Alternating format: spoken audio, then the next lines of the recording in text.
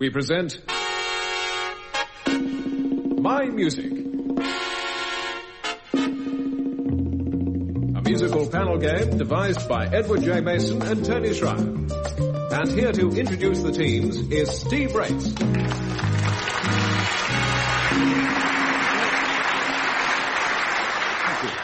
Once again, pandemonium reigns as I introduce the panellists in My Music. First of all, John Amos and Frank Muir, and then Ian Wallace and Denis Norden.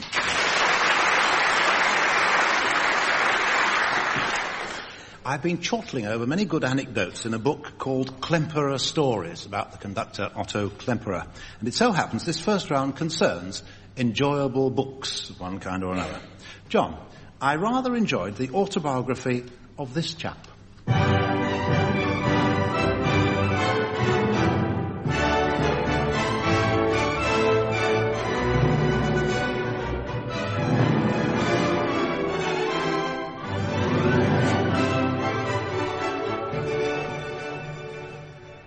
They've both written autobiographies. Yes, and I enjoyed them both. Benvenuto Berlioz or Hector Cellini. Yes. You would be difficult, wouldn't you? Yes, I would. Berlioz wrote the overture, and Benvenuto Cellini is the name of it, and they both wrote very readable autobiographies. Will there be an opportunity to tell one's favourite Klemperer stories? Oh, you do it now. Will there be an opportunity to stop one telling one?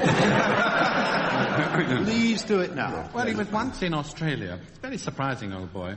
And he asked if he could have, if they would find out if he could have some more rehearsal at the appointed end of the time. Man came back and said, "I'm sorry, Dr. Klemperer, we can't do it." Klemperer said, "Just a moment." Got out of his briefcase a large revolver and said, "Will this help?"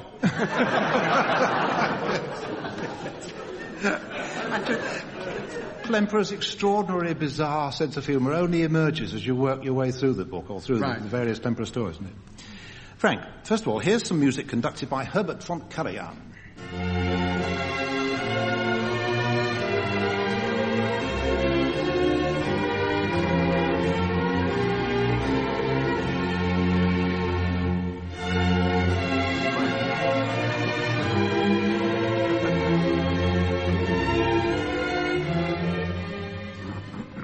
Frank, how did Sir Thomas Beecham characterise Karajan? Do you remember? What did he call him? Carry on, conductor. No, he said one of his goodies, isn't it? He said he's a kind of a musical Malcolm Sargent. That's right, he did, yes. a musical Malcolm Sargent, yeah. Mm-hmm. I had a letter, as I so often do, I love these letters, from one of our supporters in Bury in Lancashire, Doris Webb, with what I thought to me was a new Beecham story, conducting a rehearsal at the old Free Trade Hall in Manchester. And while Sir Thomas was rehearsing there, a sudden hammering began up in the balcony. And Sir Thomas stopped and he slowly raised his eyes to this offending noise, and the audience, the orchestra rather, held their breath to see what it was going to say. And the young electrician up there, becoming aware of the silence, looked down and waved a nonchalant hand at Sir Thomas and said, "It's all right, carry on."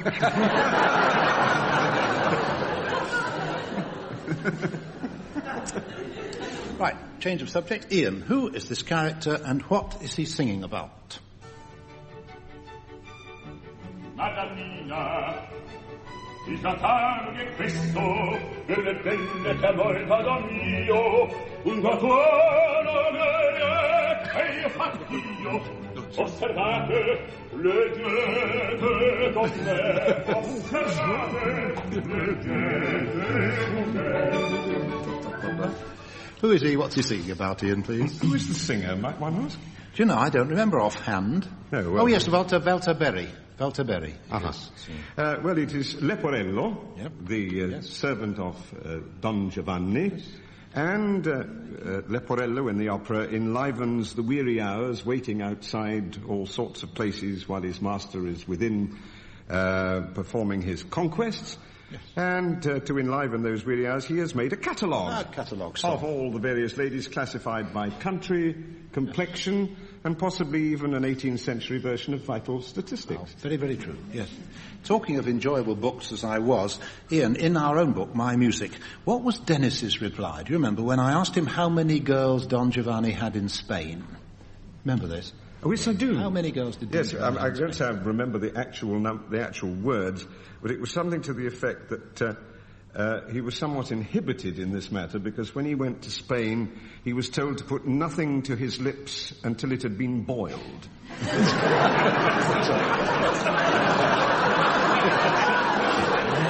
You did, Denis, Yes, you did. You talk about the evil that men do lives after.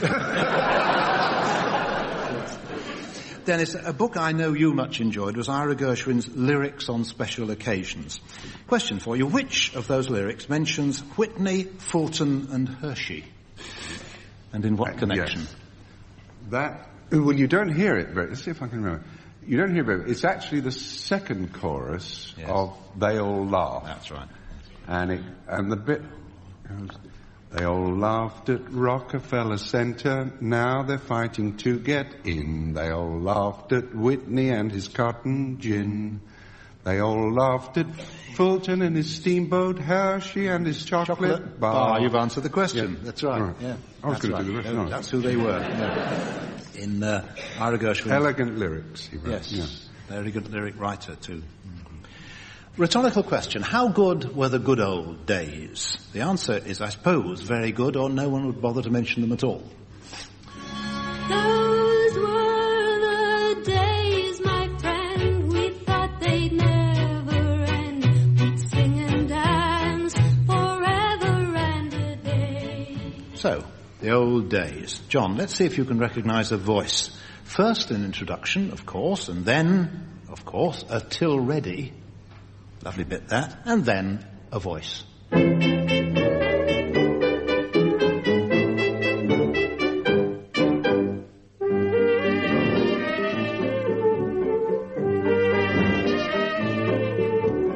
Far, far over the sea, my man's calling to me. Come where lovers are free. Mexico, Mexico, said you so sexy. John, who was that? Born, I may tell you, in 1893. Recorded not long after, I think. Denis. He introduced Miss Otis Regrets to this song, to this country. Yes, that's even harder than guessing. Dougie Bing? Dougie Bing. Yeah. It was Douglas Bing's voice, yes. Frank, who was this in a courtroom drama? They takes him from the docks and carts him from the court. Not caring how his mother the poor home can now support. Thank God there's them in Marylebone what'll comfort her poor aunt and see her through her trouble till they meet no more to part. Wonderful, wasn't it? Yes. Oh, he's great. Treated the audience with total contempt. Yes, I saw him once, and it was a bad audience at the Finsbury Park Empire. Yeah. So he lay supine on the stage in the middle of his monologue and did the rest of it straight up to the line. Billy Bennett. Almost a gentleman, yes. He called himself. Ian, a romantic singer. In this song, you might almost say Magdalene, I think. You know of my old gal Mary. You've heard of my old pal Jim. Look over there, I'll show you where. You'll find her spooning with him. Now that's very interesting because I thought that was Turner Layton, but Denis assures me that it was Johnson. I don't assure you, I think it's the other one. No, it's Johnson. Dr. Johnson. That was the verse of Here Am I Broken-Hearted. Yes. You got the right couple there, Layton and Johnston it was, you know. Denis, this is your speciality, of course, nostalgia, so let's have 2 names from you, please, or 3, of course, if you include the title Second-Hand Rose. I'm wearing second-hand hats, second-hand clothes. That's why they call me second-hand Rose. Even our piano in the parlor saw the boss for 10 cents on the dollar. Who were they? Well, when what's known as great contemporary names in the world of music come up on this programme, John generally says, that's funny, I was talking to him or her only last week. I was talking to Nora Blaney last week. Oh, really? Yes. I didn't know That's that Nora at all. Blaney and Gwen Farris. She is marvellous. She introduced Irving Berlin's song, What'll I Do, into this country. And when she sang it, in a review called Punch Bowl, the Prince of Wales booked seat B9 for the whole of the run, and after dinner he used to come in quietly and just sit listening to her singing What'll I Do and then slip out again. Nice to know that. Just a bonus mark. Anybody, who was the girl singing Those Were the Days at the start of this round? Mary Hopkin. Yes, I wonder if you can remember the name. Yes, you got yourself a bonus mark. Mary Hopkin it was, yeah. 8 tunes, 8 titles, in other words, the piano medley and groans from Frank Muir. The first 4 of the 8 are for John and Frank to identify, and the Ian and Dennis that will be identifying the titles of the other 4. Right, here we go.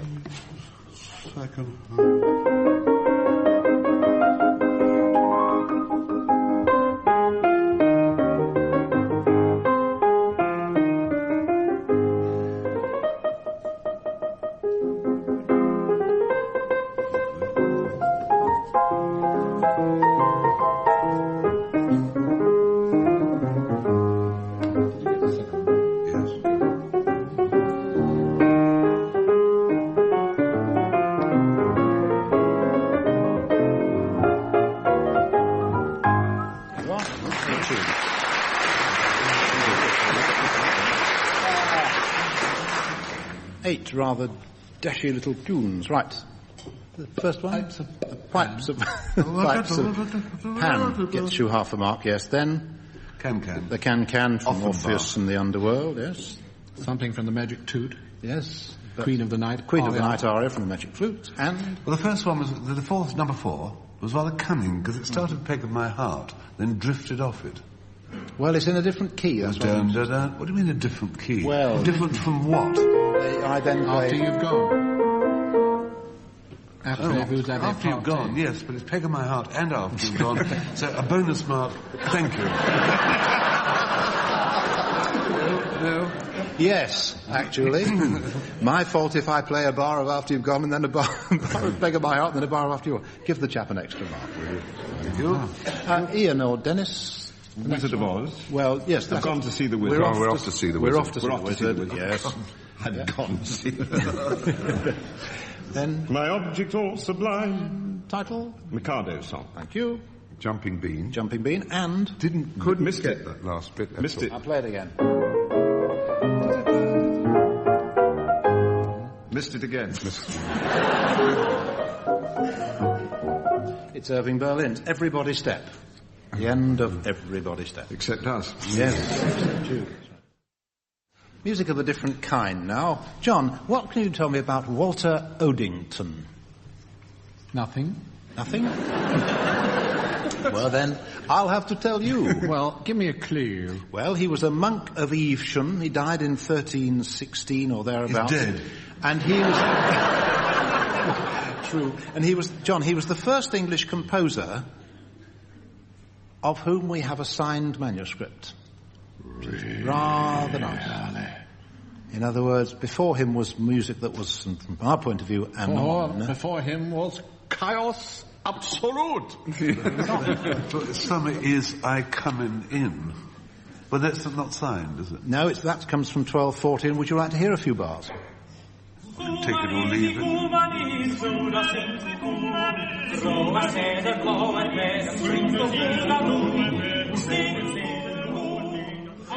Peter Warlock had another version of that, which was Winter is a-comin' in, sing goddamn. It's written by Graves, the poet. That one, anyway, Laudi Sing Cuckoo. The Song of the Cuckoo has intrigued many composers, including Frank Louis Daquin.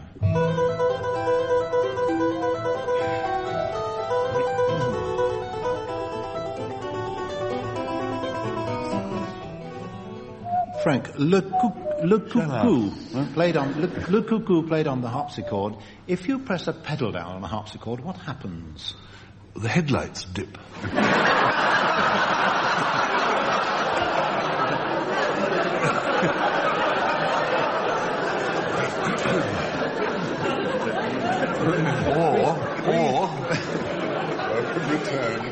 Is there a question master with Soul So Dead who wouldn't give a mark for that one? Or it brings things clank and levers shift and something happens inside mechanically to alter the sound. Indeed, yes, it alters the tone. It doesn't sustain as on the piano. Yes, absolutely right. Ian, this old song commemorates a great victory.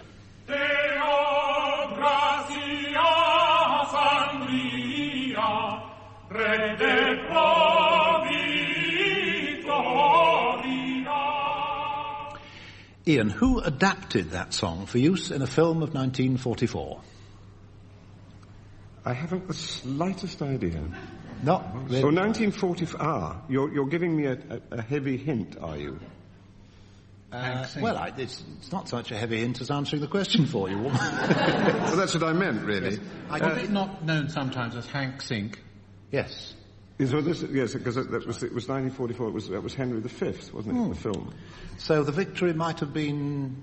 Well, conceivably, it might have been at Agincourt. Bannockburn? No, Agincourt. Agincourt, yes. So who adapted the music then for Henry V? That march? It wasn't Sir Laurence Olivier, obviously. No, it wasn't. No, he had to get somebody in to do that. Was it Walton? Walton. We worked on Walter Oddington. No, it was Walton. I think you probably got the mark. Yes. Good. Dennis, the famous Westminster chimes. I'll just remind you.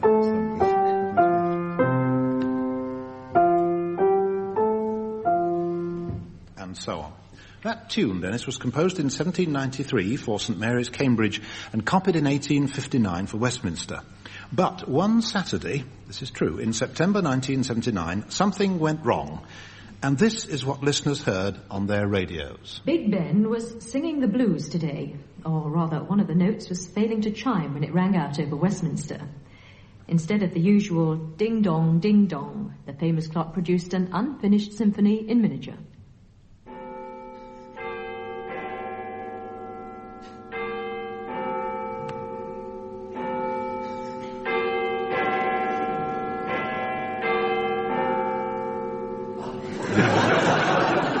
Dennis, the question for you is how many of the bells had failed? Well, either we think it's either 2 or 3, or else they didn't pay the electricity bill. That's a very good answer. Actually, the notes were there. It was the mechanism, not the bells, that failed. There were 5 gaps. 2 bells, tonic and dominant, were missed, but they were heard elsewhere. So it's a very good answer. We had a question not long ago about the Westminster chimes, and a listener sent me words for it. Did you know there were words for it? To the best of my memory, please don't correct me, and I apologize if I get them wrong. All through the night, Lord be my guide, for with thy help no foot will slide. Now, have you ever heard that? I'd never heard that. Anybody in the audience ever come across that? Yes. Gentleman in the front, lady further back. Rather nice. Yes. I've had an interesting letter from Mr. Ted Bloomfield of Christchurch, Dorset, who wants to know the effect, if any, of altitude on the singing voice. He points out that the flat steppes of Russia have produced many a fine bass. You get Welsh tenors from the Welsh mountains. Are tenors perhaps rare in East Anglia, or basses rare in Switzerland? Well, I thought we might resolve this, since our 5 voices might be described as 1 tenor, 1 bass baritone, and 3 non-starters. So, question is, where were we born? This may prove something. John, where were you? Tenor John, where were you born? I was born in London, Dulwich. Did you have a good voice as a boy? Boy chorister or anything? No. When I joined the choir at Dulwich College, the music master said, "Some fool singing an octave lower, 8 VA." 8 VA, yeah. And I thought, twits, what absolute acid. Said, if that boy doesn't stop singing, I shall have to come round and find out who it is. Guess who it was? Yes. No, I used to be a bass. Just to say... it's going up, you know, and stop me in time. Just to save the inevitable letters, you said 8 VA an octave lower, 8 VA is up, 8 basso is down. Right. Well, what is it? 8 what? Slip of the tongue, 8 basso, down. Yeah. 8 VB or something. Yeah. Frank, where were you born? East Kent. Yeah. Ian. Sea level, in Bass fact. baritone Ian. If you'd like to know how I started singing... Or why. Isn't it? Or when, says John. My first public performance was Uncle Max, and I had no front teeth, and I sang Tondi Leo, a rather torrid song, and got a small tin of toffees. So there. Ian, Scots parentage, but where were you born? London. Another Londoner. Yes. But your voice went down to bass baritone range, didn't it? Well, I sang soprano in the choir, or treble in the choir when I was little. In fact, in a school play once, I sang Cherry Ripe, the Lisa Lehman version in the original key with the cadenza at the end. Oh, yeah. Very alarming. That was. And I would do it at the drop of a hat. No wonder you're sitting down. Dennis, where were you born? I can offer you perfect proof of Mr. whatever it is Mr. Bloomfield's theory. Bloomfield, yes. I was born in Mare Street, Hackney, nearest large geographical formation to which is Hackney Marshes, which are flat. Mr. Bloomfield, now you know. And Mr. Bloomfield, by the way, who raised this question, he's an East Anglian tenor himself. We have time for 4 short songs, about or closely connected with, anyway, places. John, first off is a song from the Auvergne, or part of one, Bailero. Okay. Would you like to give me a little Sheffields? I'll give you a sort of rippling... Say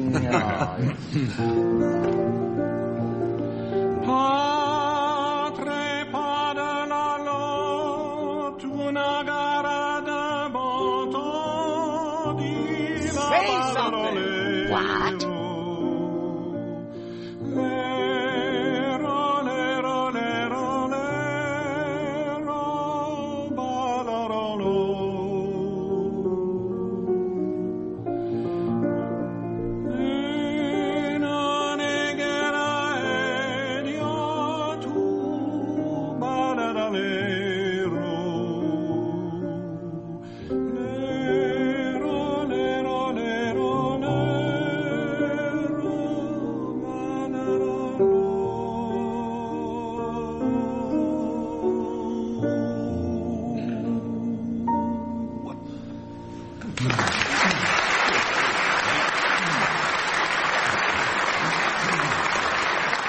What a good lyric, too.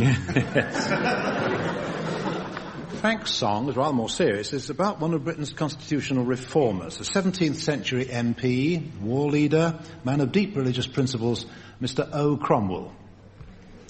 One of the ruins that Cromwell knocked about a bit. One of the ruins that Cromwell knocked about a bit.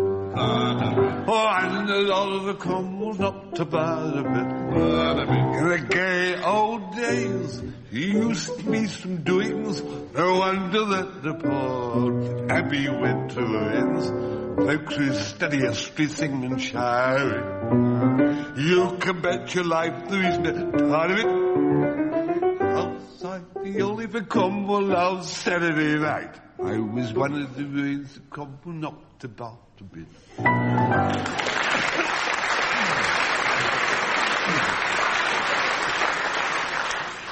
In the absence of a song called Home in Mare Street, Hackney, Dennis will now sing a song called Home in Pasadena. Tiddler, it's very tiddler. Right, okay. Oh, yeah.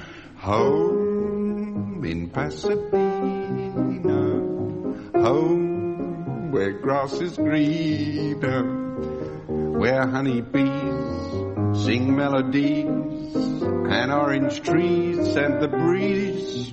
I'm gonna be home, sweet home. There I'll settle down beneath the palms in someone's arms in Pasadena town.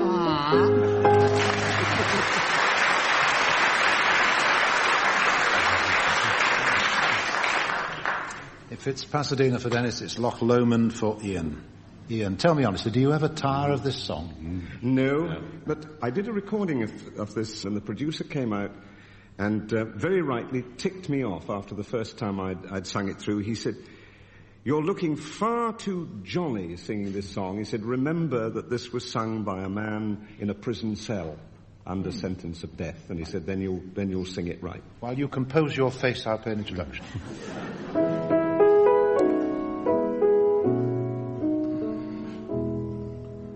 By yon bonny banks and by yon bonny braes, when the sun shines bright on Loch Lomond, where me and my true love were ever wont to gae, on the bonny, bonny banks o' Loch Lomond. Oh, ye'll tak the high road, and I'll tak the low road, and I'll be in Scotland afore ye, but me and my true love will never meet again on the bonny, bonny banks o' Loch Lomond.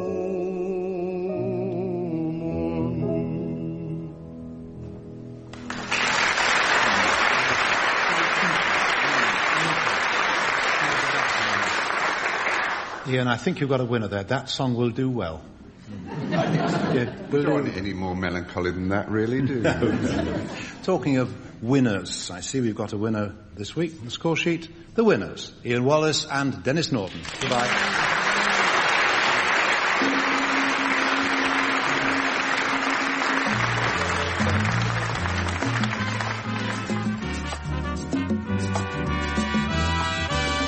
Taking part in My Music were John Amos, Frank Muir, Ian Wallace and Denis Norden. The chairman was Steve Race. The questions were compiled by Steve Race and the programme was produced by Tony Schreier. We present My Music, a musical panel game devised by Edward J. Mason and Tony Schreier. And here to introduce the teams is Steve Race.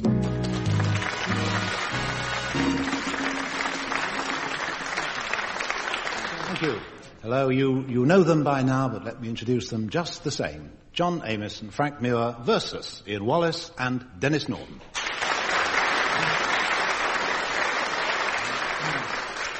Let's have some opera to begin. John, can you please place this?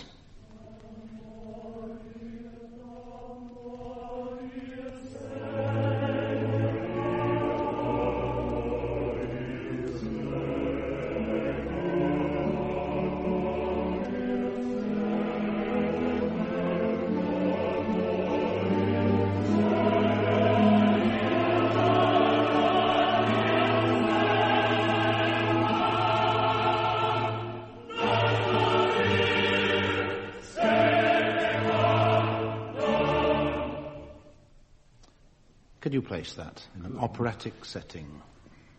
Awfully chromatic, isn't it? It sounds like Monteverdi to me. Yes, it's Monteverdi. Is it L'Incoronazia di Poppaea? Di Poppaea, yes. Most marvellous crescendo there.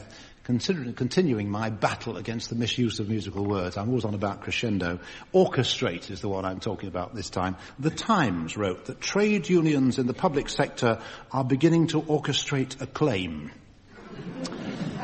In other words, to score it for orchestral performance. And the Times drama critic wrote about a play having well-orchestrated silences. How about that? Only God and Irving Ward will know what that's supposed to mean. On the other hand, surely the word orchestra is only cribbed from the theatre anyway. Orchestrate? No, I mean orchestra. Ah, well, yes. But let's not go into that. Very well. No, very well. No. Frank, Yes. This is a scene in which somebody called Melisande is being asked to let something down. I wonder what.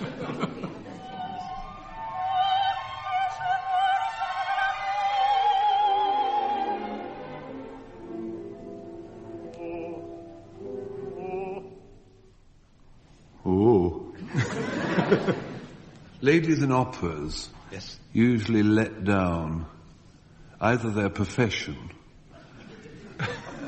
or the hemline of the Getting nightie. warm. You're getting warm. Or their hair. Ah. Not in the sense of dancing on the tables, but in the sense of letting the hair down in order that the chap could climb up. Well, not quite that, but she's standing in the tower, I'll give you that. Oh, is she? Yes. Lady of Shalott, like. Melisande is. I've seen Pelléas try it. Yeah, try to climb up it. Oh, yes. Yes, that's right. Have you really? Pelléas? Yes. That's the name of the chap. Ah, no, not a thing. It's a fella. He wants her to let down her golden hair so that he can caress it, and that is in fact... As in Noel Coward's phrase, that's piling Pelléas on Melisande. Right. Ian, over to you. Ian, for some more opera. Who is being talked about and who is doing the talking? Sottovoce, a mezzosuono, inespremata confidenza. Sottovoce, a mezzosuono, inespremata confidenza. Sono un misto di insolenza, di capriccio e vanità. Sottovoce, sottovoce, sottovoce, sottovoce. In estrema confidenza, sono un misto di insolenza, di capriccio e vanità. Sottovoce, sottovoce, sono un misto di insolenza, di capriccio e vanità. Recognize? Yes, in fact, it is... somebody who everybody, in fact, on the panel has met and knows in a different sort of television program. It's Sesto Bruscantini, unmistakable. And he is about to tell Prince Charming, or Ramiro in the opera Cinderella, something about a couple of girls called Clorinda and Thisbe, who are, in fact, the ugly sisters. Precisely. But usually played, and certainly in that performance, played by two very, very pretty girls who were supposed to be ugly of heart. Ah, yes. La Cenerentola. And yes, Dennis, you did meet Sesto Bruscantini. Yes, I know. Oh, you do? Yes. I know. Frank and I were having a mouthed colloquy about it, and we worked it out. Yes. Right. It's your turn, Dennis. Not quite opera, more a sort of a musical. Someone has set to music, of all things, the Oxford and Cambridge boat race. Question for you is, who is the narrator? Neck and neck, blade to blade, bow to bow, record made, only 50 yards to go.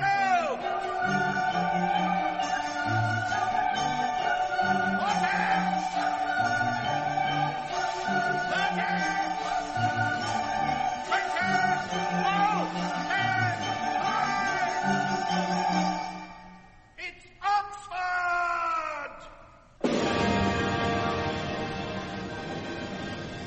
Very, very convincing, isn't it? It is, isn't it? She doesn't usually play parts like that. I'm only trying to put you off. It is actually the silken tones of your millionaire of melody, John Amos. Yes, it was. It was John Amos in Thames Pageant by Panufnik. What was rather funny was that it's up to the narrator to say Oxford or Cambridge at the end. Choose. Yes. At rehearsal, I kept on saying Cambridge or Oxford, you know. And little chaps, it's a youth orchestra and a school choir, and it kept on coming up and offering me packets of wine gums to make it. You will say Cambridge, sir, won't you? How about a bonus mark for anyone who can tell me when the first Oxford and Cambridge boat race took place? Which year? 1829. Thank you. You're right. You may choose anything you like from the top shelf. Talk about voice from the rear. It's absolutely right. Do you, sir, know which day of which month? Afraid not. No. Pushing it a bit too hard. The 10th of June in 1829 was the date. Right, let's move on to another round and a technicality or two.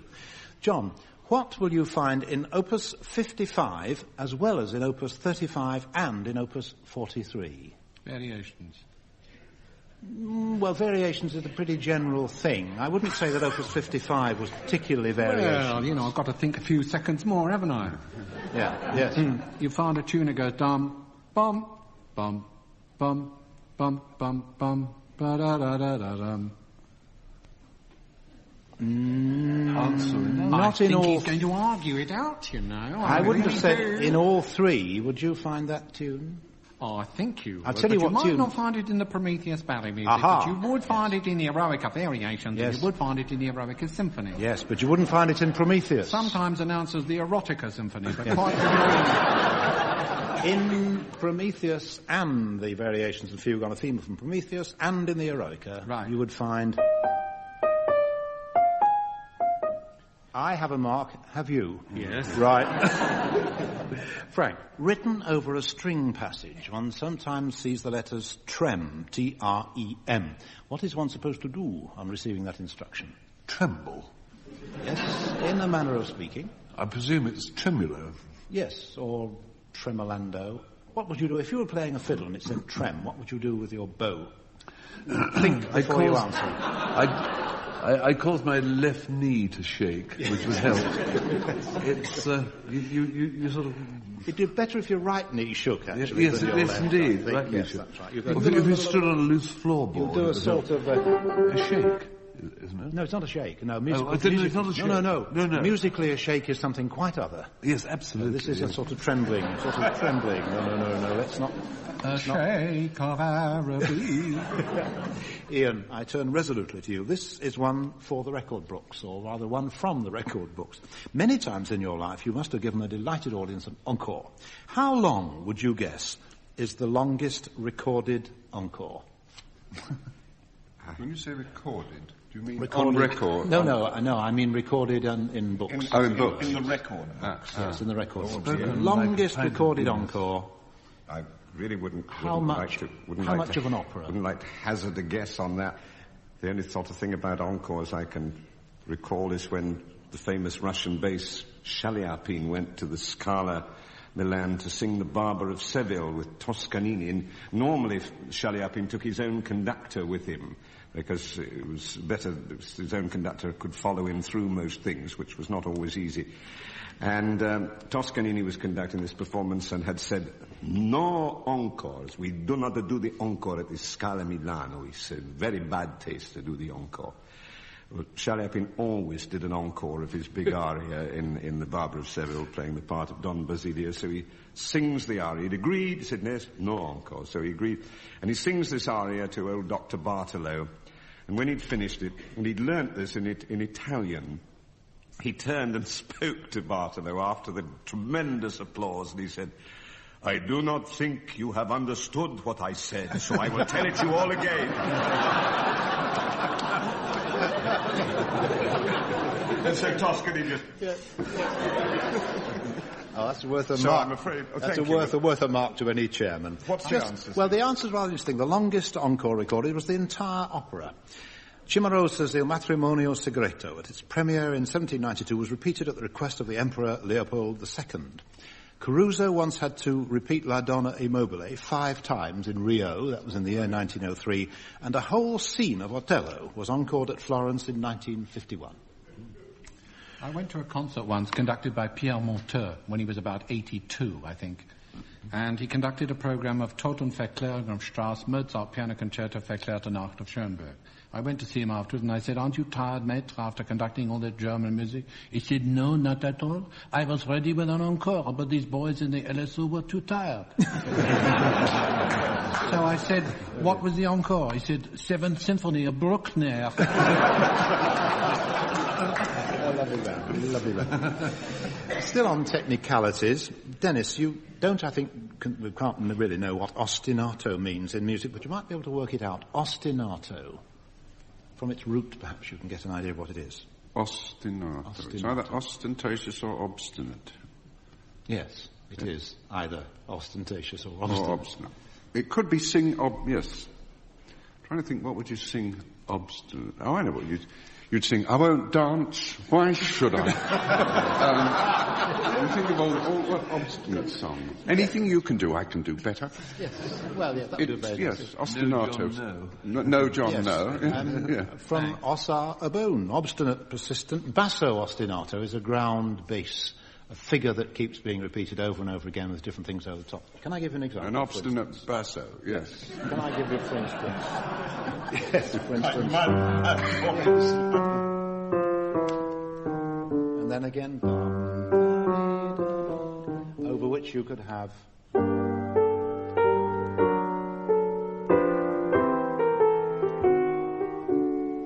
so on, with always that going on all the time. And thank you, Steve. Basso ostinato.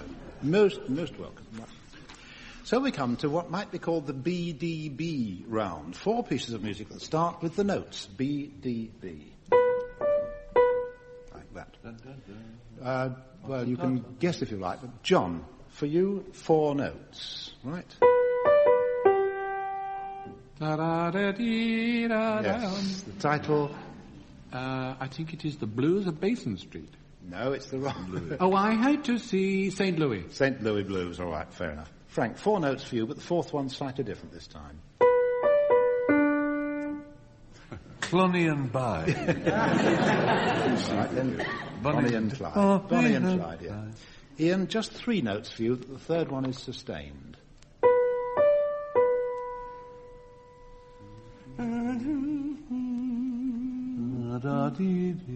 Yes, Frank's singing it to you. Yes.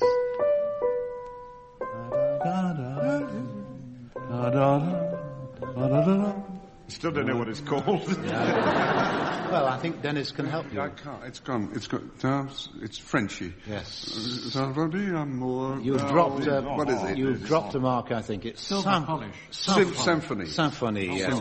I don't think you really got it in time. Denis, I can think of 2 possible answers in your case. I wonder which of them will strike you. Here we go. That's the 3rd one. After tonight, you played the game of only pretending. Yeah, that'll do, actually. I was Will thinking of... Smoke rings. Or... It all depends on you. Yes, either was way. the other one right? Certainly. I think it was. I think it was. Could be I want to be happy. Well, yes. That would have done too. Yes, it's another one. Anyway, let's move on. Here's some ferocious music.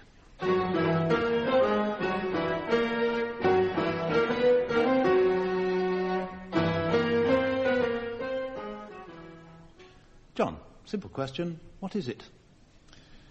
I think it's by Messiaen. Yes. And I think it's the Quartet for the End of Time. And I remember when I heard it first, it went on so long, I thought it was going to play out time. But it's a rather beautiful piece. Yes, I played you a bit out of the middle. This is actually how it starts.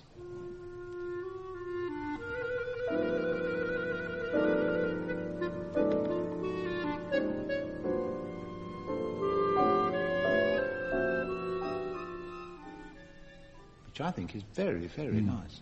Frank, listening to the start of the second movement, see if you can tell us, perhaps without help from John, what the 4 instruments in the quartet are.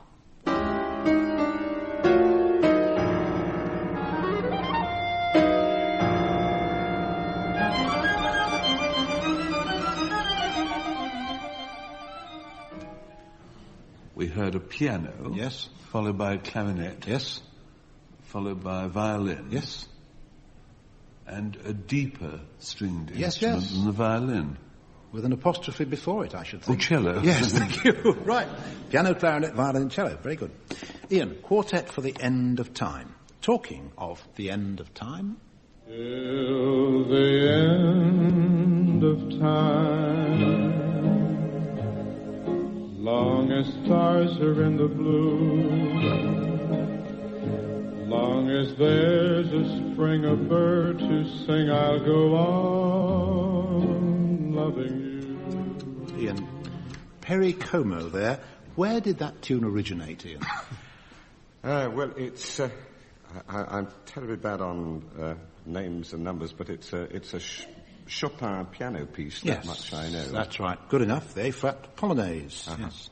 The first 4 notes, Denis, of that tune are the same as the first 4 notes of this tune. I left my heart in San Francisco, high on a hill.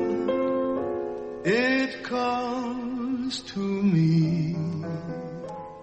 And that's Andy Williams. Makes a change, and a very pleasant change too, doesn't it? Denis, who wrote that terrific song? I haven't the faintest idea. You know, that's the terrible thing. Nobody has, or very few people have. It's credited to D. Cross and G. Corey. Really? No mark. A round of questions about musical people. John, who composed Belshazzar's Feast, Opus 51, and Pelléas and Mélisande, Opus 46? Slight trap awaits you. Sibelius. Yes. Not Walton, who wrote Belshazzar's Feast, or Debussy, who wrote Pelléas and Mélisande. Absolutely. Frank, after visiting a concert, someone wrote, this was in 1890, to know whether you are enjoying a piece of music or not, you must see whether you find yourself looking at the advertisement for Pear's soap at the end of the programme. Nice. The same man also wrote, I love this, life is one long process of getting tired. Any idea who he was? Well, the chap who wrote the second one was Samuel Butler II. That's him. Both, yes. Samuel Butler wrote both those remarks. Good for you. Ian, Leigh Hunt wrote of somebody as dreary and gaunt, hanging his pallid face twixt his dark flowing locks. Who was that? Dreary and gaunt, pallid face. Well, John Lennon. Do you want a clue? Yes. Well, a verbal one or a musical one? Well, take your choice, Steve. I don't mind. I'll have both, actually. I'll give you a... I'll Better have two, they're rather small. I'll give you one on the piano. Yes. Right? Oh, yes, Paganini. Paganini it was, yes. Very capricious chap. Yes, Paganini. Resign. Order. Dennis, much more up to date. Two familiar names in film musicals. What were the respective functions of two names I'm always seeing on old movies on television? Douglas Shearer and Cedric Gibbons. What did they do? Douglas Shearer was Norma Shearer's brother. Yeah. That wasn't what he did, that's what he was. No, that's what he was. But he also did what he did on merit. It was the time when he first functioned, what they used to call the son-in-law also rises. You know, it was nepotism time. But he was the first man who was a sound editor, and he was the first man to pre-record the music and have the dancers and the cast perform to playback rather than repeating the number every time. And then he stayed with MGM all the time. Cedric Gibbons was the man who gave all MGM films that sort of high-key look of design, that very glossy. He also designed the Oscar, I think. Wasn't that Cedric Gibbons? Anyway, designed the Oscar? You're right. Recording supervisor for MGM and art director. And whatever two names are not there on the credits for MGM musicals, theirs always are, aren't they? Well, yes. Over a long period, too. Yeah. This is when I turn to the piano for 4 final songs. May I, first of all, record my thanks to Dennis Parsons, who sent me a quotation from a parish magazine, which reads, "Our thanks are due to the vicar's daughter, who laboured the whole evening at the piano, which as usual fell upon her."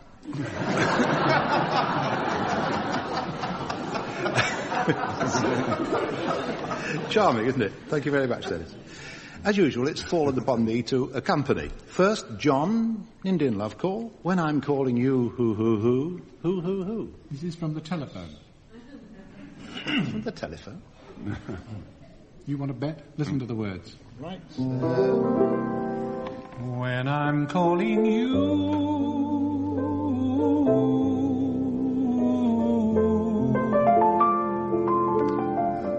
will you answer too?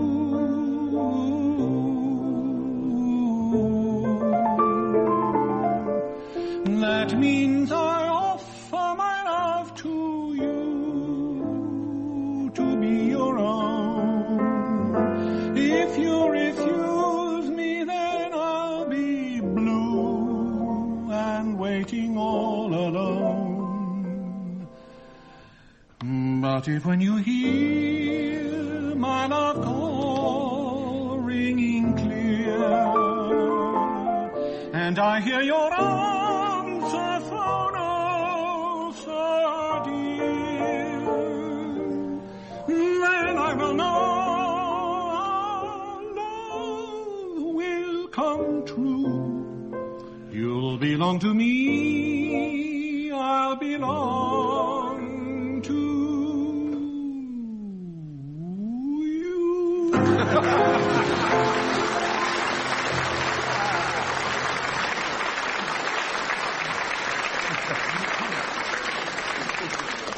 sings whilst drinking a glass of water.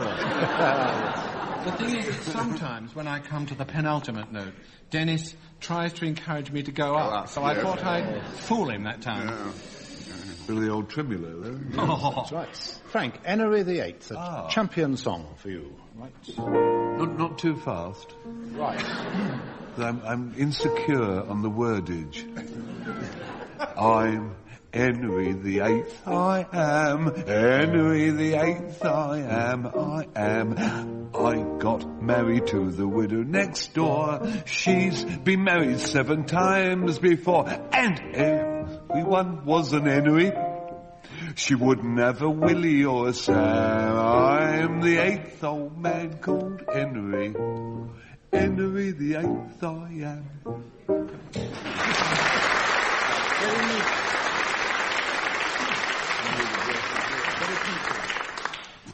Denis, your song Landseer's Lions feature in this I Live in Trafalgar Square. Oh, can I borrow your voice? Yeah. I live in Trafalgar Square with 4 lions to guard me. Fountains and statues all over the place, and the metropole staring me right in the face. I'll own it's a trifle drafty, but I looks at it this way, you see. If it's good enough for Nelson, then it's quite good enough for me.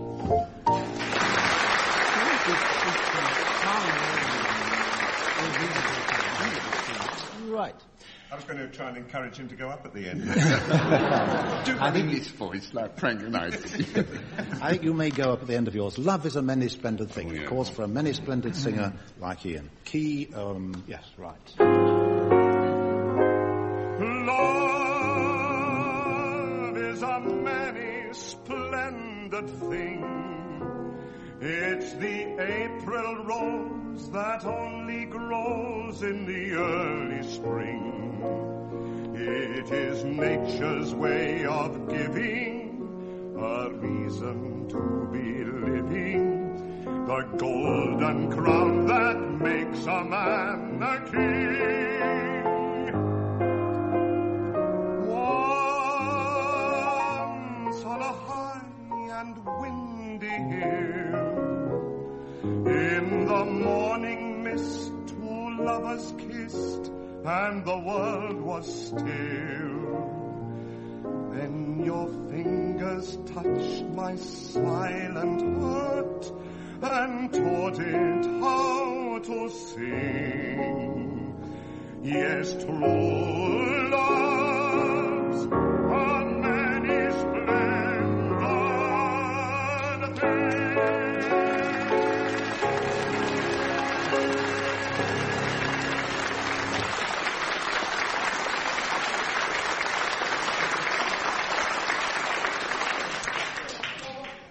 Well, you may well say core, yes.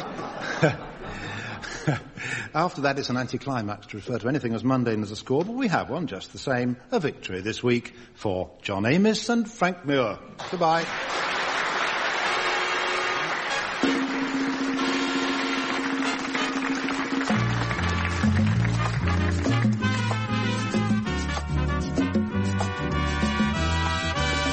Taking part in My Music were John Amos, Frank Muir, Ian Wallace and Denis Norden. The chairman was Steve Race. The questions were compiled by Steve Race and the programme was produced by Tony Schreier.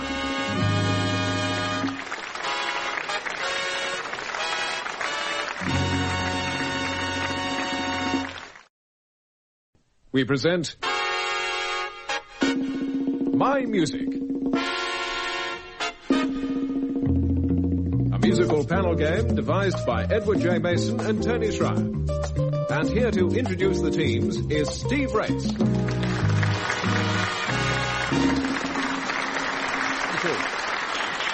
Some to the Commonwealth Institute repair, not for the doctrine but the music there. And in doing so they encounter John Amos and Frank Muir in competition against Ian Wallace and Denis Norden.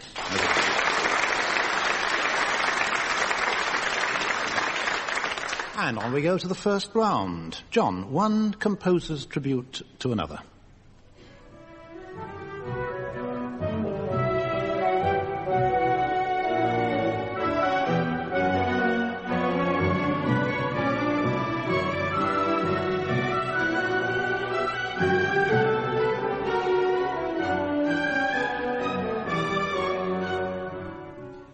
This may take a little time, John. In 1942, the composer was 41, the dedicatee was 70, both of them doctors. Who were they? It's Wagner Williams, yes, as they call him in Poland.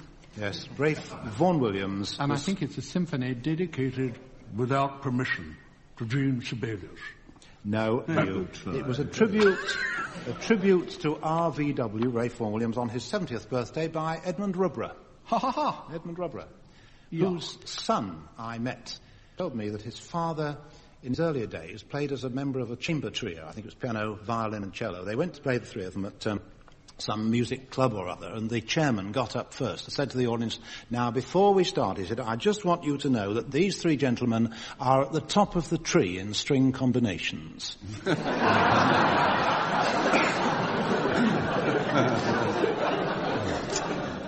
Lovely picture, isn't it? He must have had more egg on his face, because one of the trio was a woman. It was Rubra's first wife. Ah, well, there you are. Thank you for putting us straight on that. Frank, this is a song about fairies, the fairy king and the fairy queen at the bottom of some lucky person's garden. Oh, the king is very proud and very handsome, and the queen, now can you guess who that can be? She's a little girl all day, but at night she steals away. Well, it's me! It's me.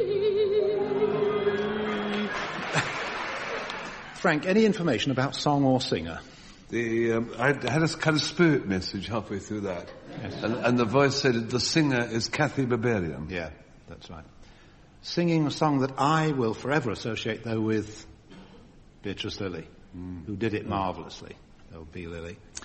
Ian, in the past you were given wonderful affectionate imitations of certain bass singers from time to time, like Norman Allen, for instance, and Flotsam. See if you can identify this basso profundo.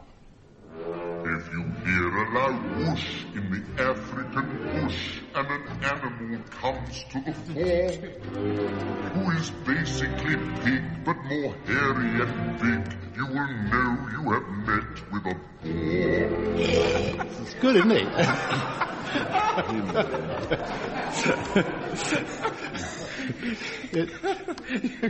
You've reminded me of something that I used to do years ago when if one had friends in and the evening wasn't going very well. It sometimes sort of enlivens things to put one on at the wrong speed. I've never done it with that one, as it happens. That's you made it go far. That's you, wasn't it? Yes. It's a 33 of yours played at 45 of yours played at 33. If you play it at 78, he sounds like Eartha Kitt. If not Tiny Tim. Yes.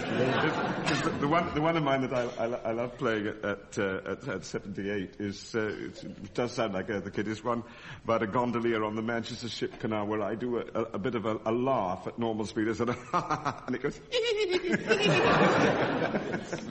Actually, it's recognisable as you, although you may not know it yourself, through the slight Scots accent and the way you say bush, the African bush.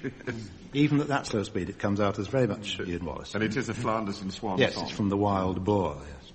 Dennis, a song and then a question. What has this music to do with Tula Ellis Finkler? Tonight we love while the moon beams down in dreamlight. Tonight. Tula Ellis Finkler. Yes. One of the great quiz questions among film buffs, she is. That's right. There's actually two connections with the word Martin, because the song was actually written by Freddie Martin. Well, he took all those classics. Tchaikovsky, yes. He's the one who raided Tchaikovsky all the time. That's a very outre sort of connection. And she married Tony Martin. Actually, I've never forgiven Tony Martin, because he married Alice Faye and Sid Charisse. Unfair. Unfair. Yeah. That's right. Yes. It was, the name I gave you was the original name of Sid Charisse, and that was Tony Martin, her husband, singing there. According to the record label, that song was written by Tchaikovsky, Worth, Austin and Martin. At least they put them in that order anyway. 1 mark in exchange for the title of the piece, from which I play a bit out of the middle. Right. John, here's yours.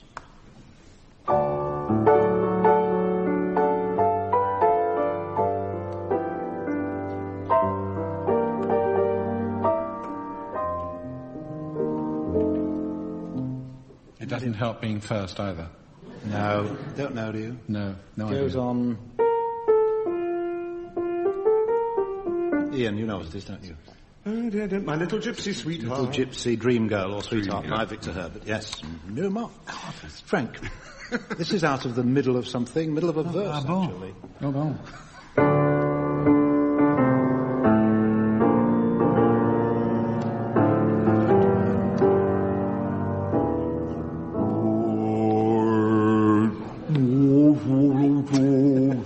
That's what it's called. You can wind it up. Any idea what it is? Friend o' mine. Yes. Oh, Goodness me, you've got it. Yes, possibly. that's right.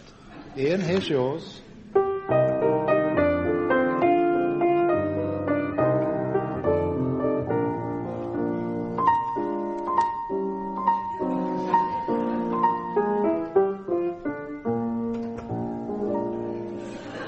When you are happy,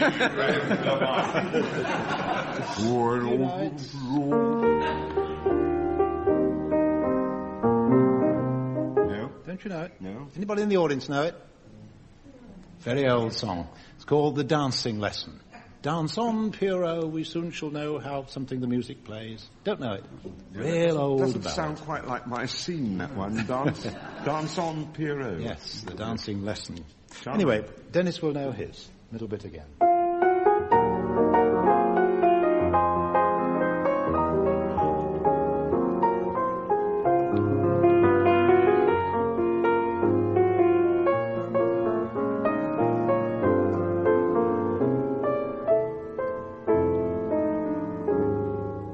My heart beat like a hammer.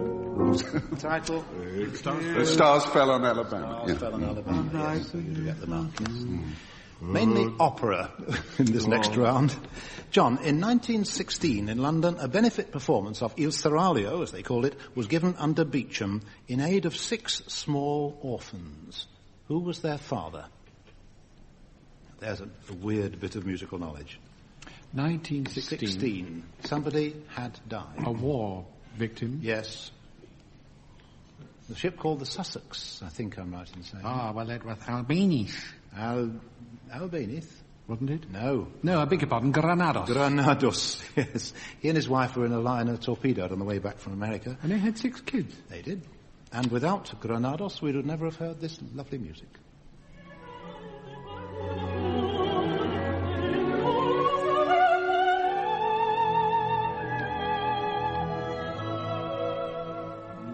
You won't expect a mark for the wrong composer. No, but I might tell you the singer is Victoria de San Francisco. Yes. Whenever I have a chance to put in the soprano, it's nearly always she, I can tell you. If not Miss Price. Frank, who was called by his friends the Little Mushroom? The Little Mushroom. Mozart walking under an umbrella at the age of 6. Haydn. Papa Haydn called him that. Did he? Little mushroom, he said. You little mushroom. I can't do the accent. What? Yeah. Les champignons de la chanson. Yeah. Oh, splendid, yes, that's right. I'll give you a clue. His initials were FS. Were they? Yes. Fascinating. Frank Sinatra. Frank Sinatra.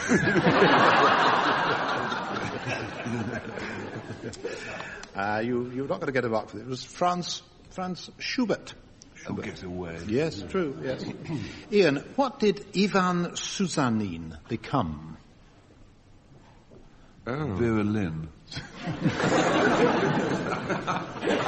I was going to say Cliff Richard. That was Harry Webb, actually. Yes. Well, I'll tell you, Glinka, who was the Father of Russian opera. Thank you. Yes, that is the one bit of reliable musical information I know about Russian music. Always knows that, the Aryan does.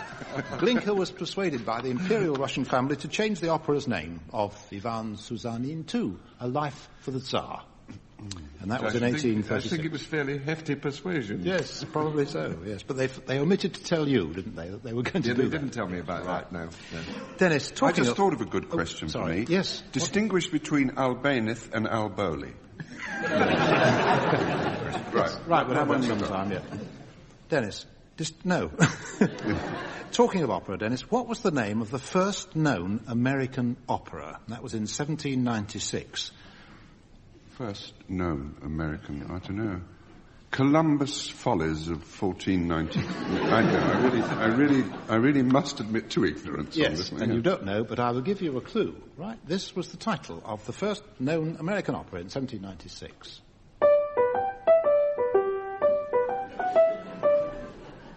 Ambridge, Massachusetts. Or...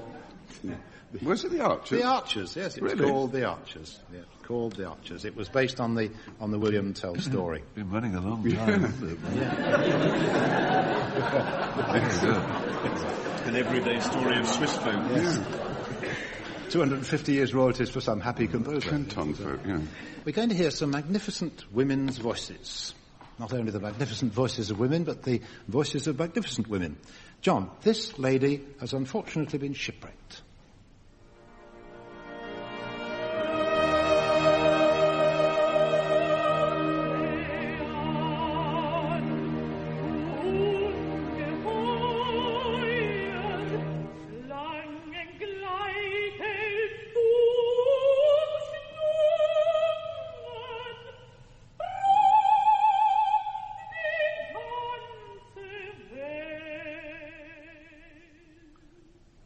John, who is she? Is she something out of a Weber opera? Yes. And then she's just about to sing Ozean du Ungeheuer. Thou mighty ocean, thou mighty monster, yes. She's a character in Weber's Oberon. Do you recognise the real singer, who she was? No, I didn't. She's Birgit Nielsen. Birgit Nielsen. But you've got the answer. She was about to sing Weber opera. Frank, here's Miss Nielsen again, in a very different role. Once again, she's not far from the sea.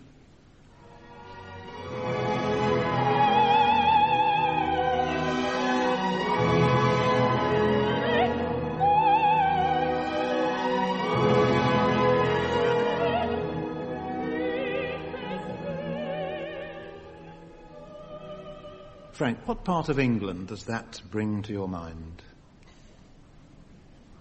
The sports department at Harrods. Yes. I don't know why. I can't say for why. You just asked for subjective. Just a gut reaction. Yes, exactly. I just knew it. What fool I am to phrase the question. I wonder why I phrased the question that way. Yeah. Any other thoughts? It's Tristram and a soldier. Yes, Tristram and Isolde, a coastal Tristram scene. and soldier, and yes. So, down southwest. Water. Apparently when they got to that part, Henry Wood always used to turn to the fiddles and say, "Come on, fiddles, love-laden crotchets."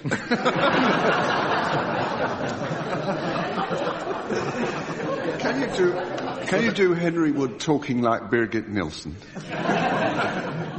With a Swedish accent. I need, it's like that sort of whole duck at the Chinese restaurant. Oh, they need 48 hours notice. Exactly.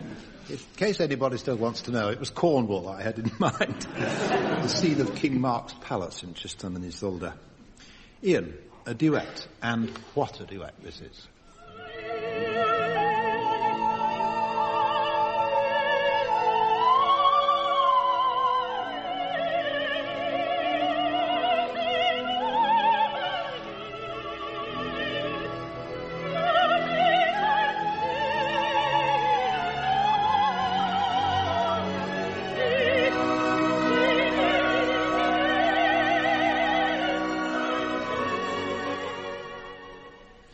Apart from the fact that I'm melting with delight, what is happening at that point?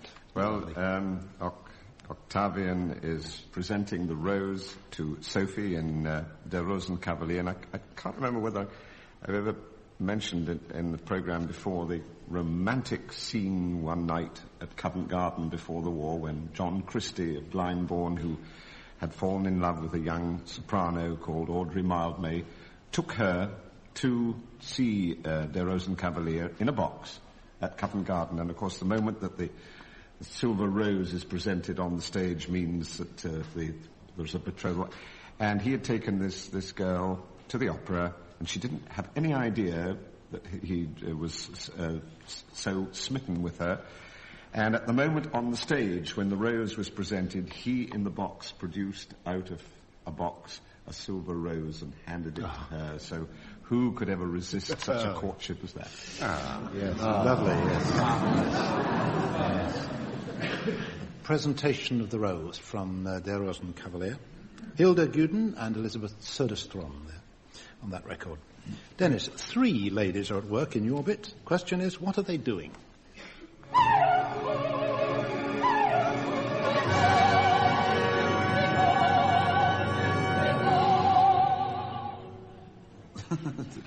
Stop doing it, haven't they? Yeah, yes. What are they doing? They've just been presented with 3 silver Brussels sprouts.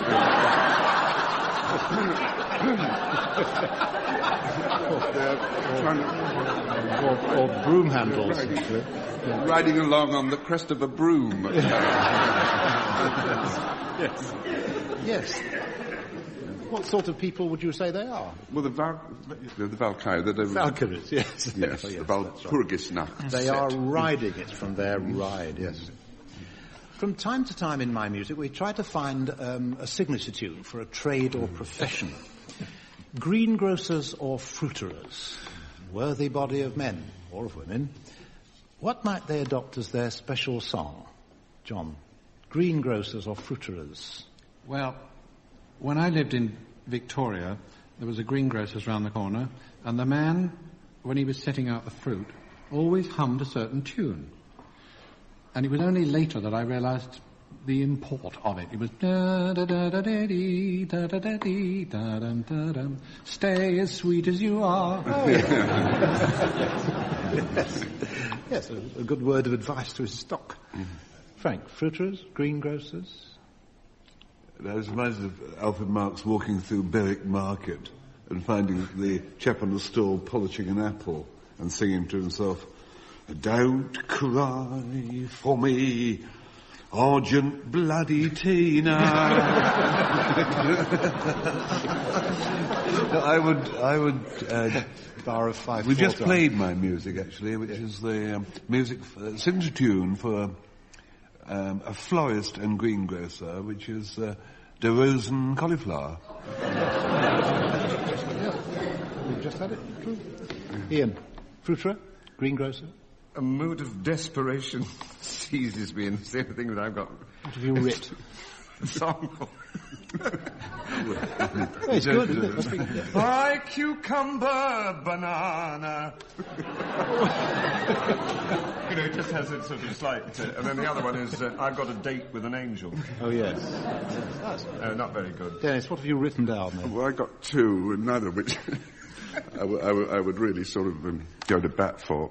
Because either I want to be around to pick up the peaches, or amazing grapes.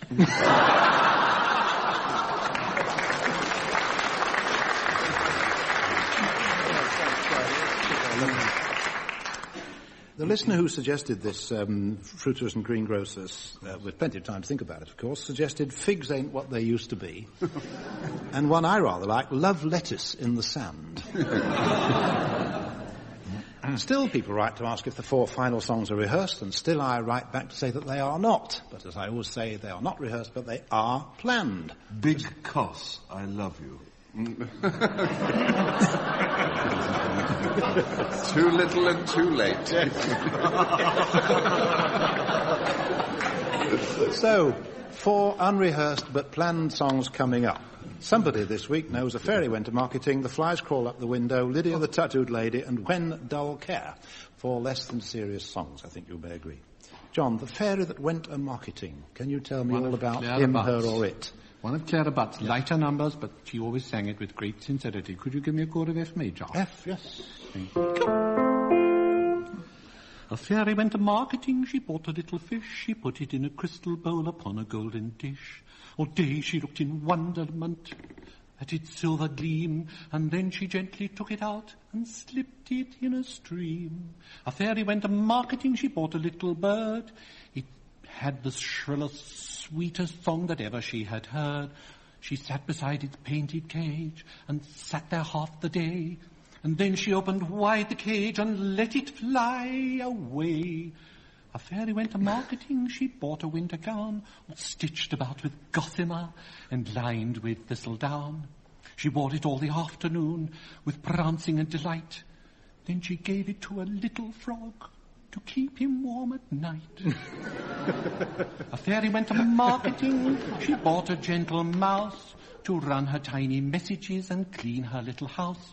All day she kept its busy feet pit-patting to and fro, and then she kissed its silken ears, thanked it, and cut its throat.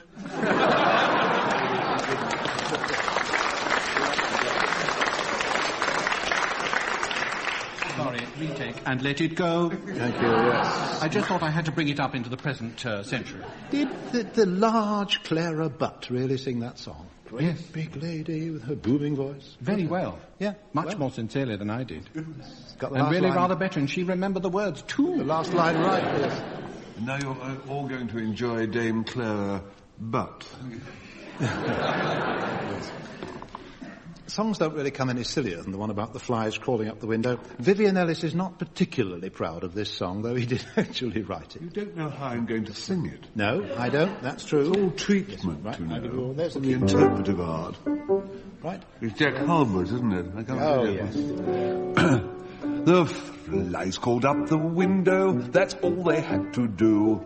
They climbed up in their thousands, and they came down 2 by 2. The flies crawled up the window, you know they love to roam. They all crawled up the window, and then they all went home. The fly...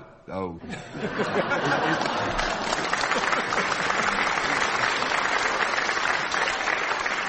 Steve, it's one of those songs where I feel we should leave the audience wanting less. I actually stopped before you did. Have you met Lydia the tattooed lady? Dennis, yeah? Yeah, well, give me a Lydia, oh Lydia, say have you met Lydia? Yes, Lydia the tattooed lady. She has eyes that men adore so, and a torso even more so. Lydia, oh Lydia, that encyclopedia. Yes, Lydia, the queen of tattoo. On her back is the Battle of Waterloo. Beside it, the wreck of the Hesperus too. While proudly above flies the red, white, and blue. You can learn a lot from Lydia.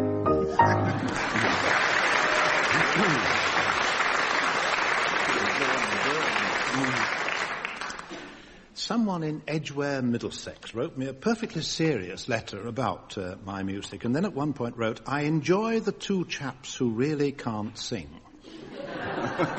They are sports, both of them. The older chap must have had a lovely voice when he was young.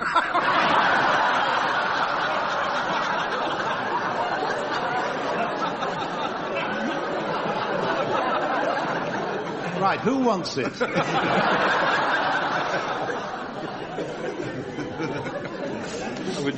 We'll draw a veil. Ian has got a good, strong, cheerful tune to close the show, When Dull Care. This is a nice 18th century song with a 19th century setting.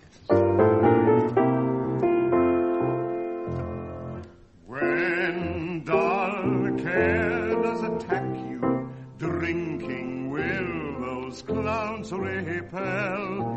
Full good bottles will make you happy, they rarely fail.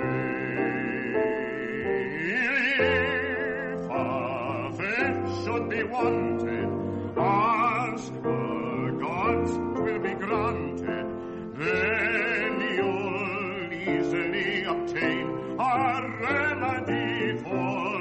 your pain. If the fifth should be wanted, ask the gods, 'twill be granted. Then you'll easily obtain a remedy for your pain.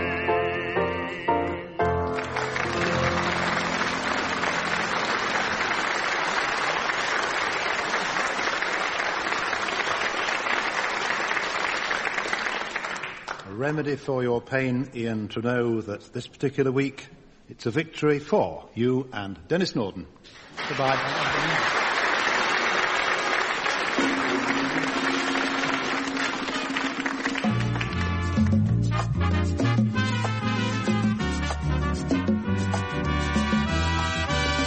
Taking part in My Music were John Amos, Frank Muir, Ian Wallace and Denis Norden. The chairman was Steve Race. The questions were compiled by Steve Race and the program was produced by Tony Schreier.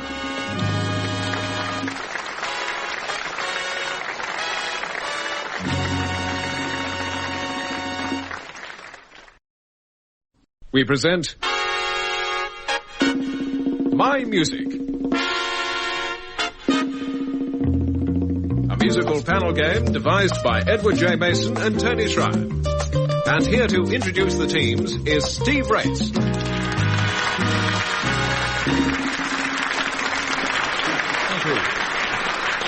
Thank you. My Music is a panel game won by Ian Wallace and Denis Norden, in which two teams compete for the marks, and the chairman tries to keep order, as between John Amos and Frank Muir versus Ian Wallace and Denis Norden.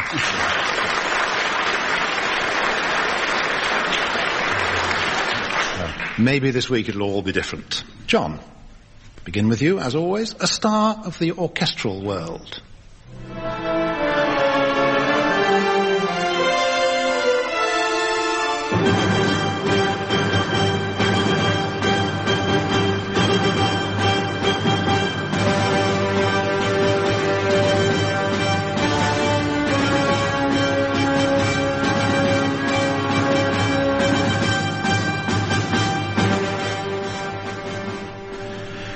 Recognise it, John? Yes. Ah, my lad. I know it by the bar. Yes. Mars. Mars, yes, that's right. Rather unusual bars, musically speaking. Bars in 5/4, yes. Mars bars. Mars from... The planets. By Holst. For your mark, John, can you tell me who sang Mars at Covent Garden? Who sang Mars in Covent Garden in Arthur Bliss's opera, The Olympians? You've got it, yes. Don't know. I can remember that Howell Glynn played the part of Monsieur Lavatte. And I can remember Moira Fraser not singing the part of Venus. Well, but looking very beautiful. But I can't remember. Well, singing very much. Mars. Singing. Mars was David Franklin.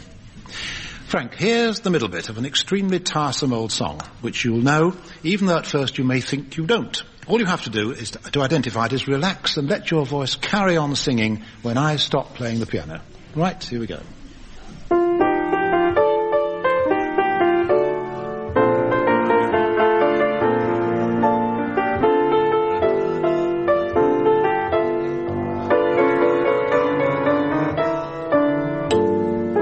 I don't want to set the world on fire. That's right, yes.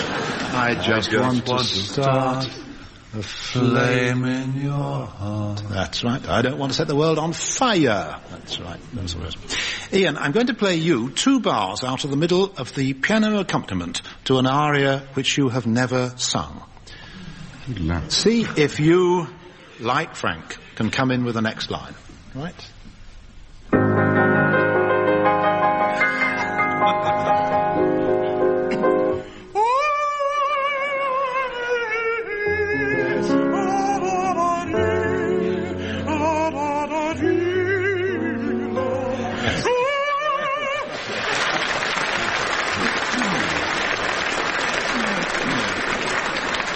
I didn't know you didn't have it in you.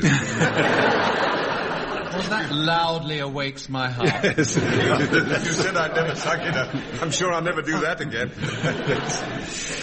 Dennis, for you, 2 snatches of tune. What's the connection between them? First this,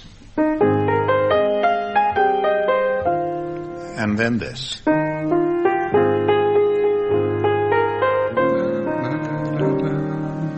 Both in the same key.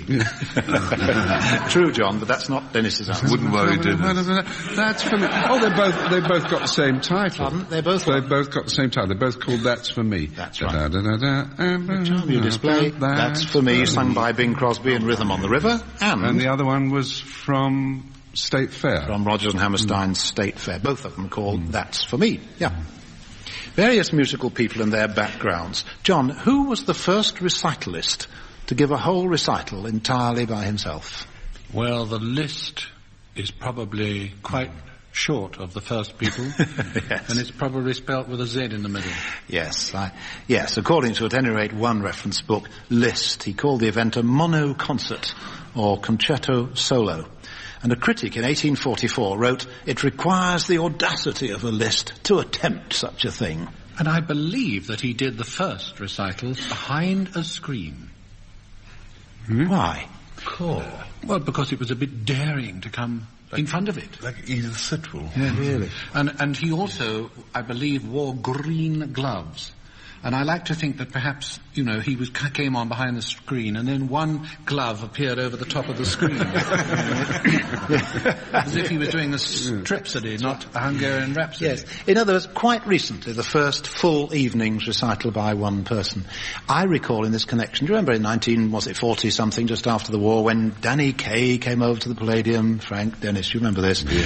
And he did the whole of the second half. And people said, it's impossible. No one man can do 40 minutes.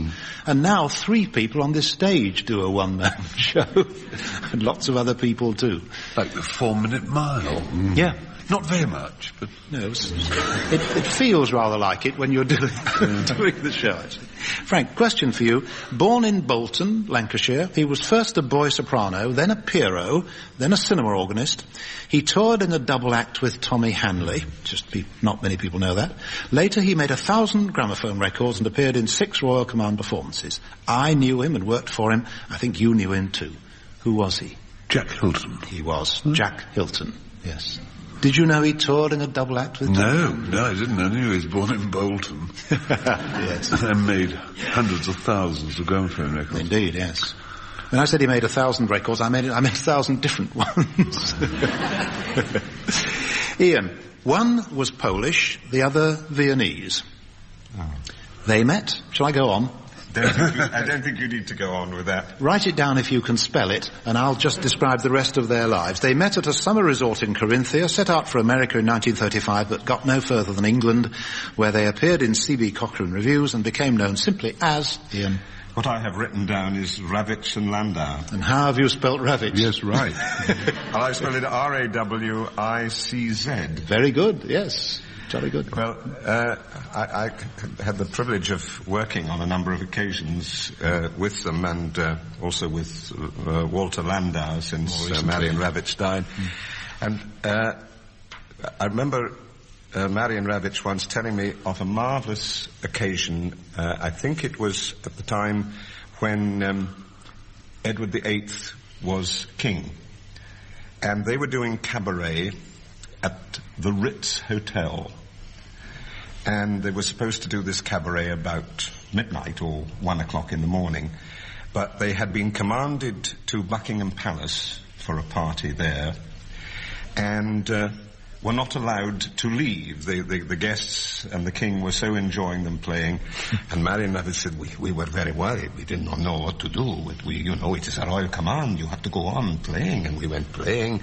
And he said, we got back to the Ritz Hotel at 4:30 in the morning to find that everybody had waited for us and gave us a great clap. And then we had to do our cabaret for them. And then we all had breakfast and went home. He said, those were the days.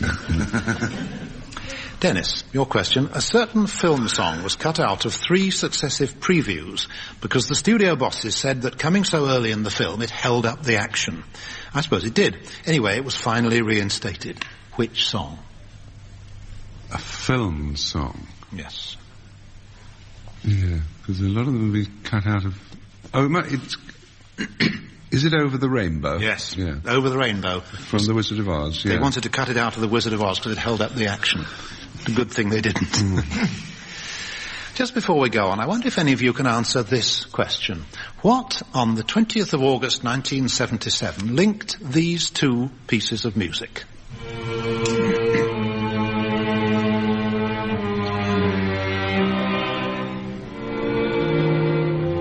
And this.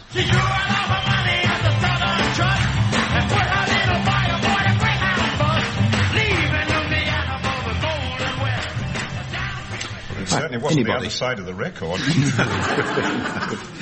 Anybody? Do you know? Some wires? No. In a curious sort of way, Ian was about right.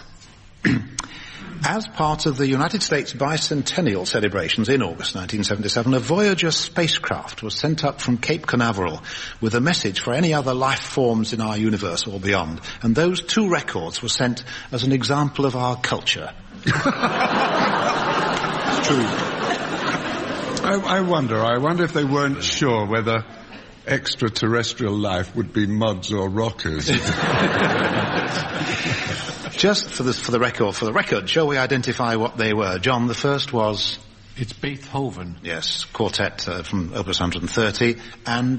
Chuck Berry, was it? Yes, Chuck Berry's Johnny B. Good was chosen to be the other representative of Kultur. Teachers and pupils. Let's follow a line of them, from one born in 1760 to someone in our own day. John, while being examined at the Paris Conservatoire, a young piano student found the sight reading test so easy that he decided to transpose it a third down at sight. This so infuriated the examiner, who was Cherubini, that he withheld the first prize. The student later composed this. The question is, who was he?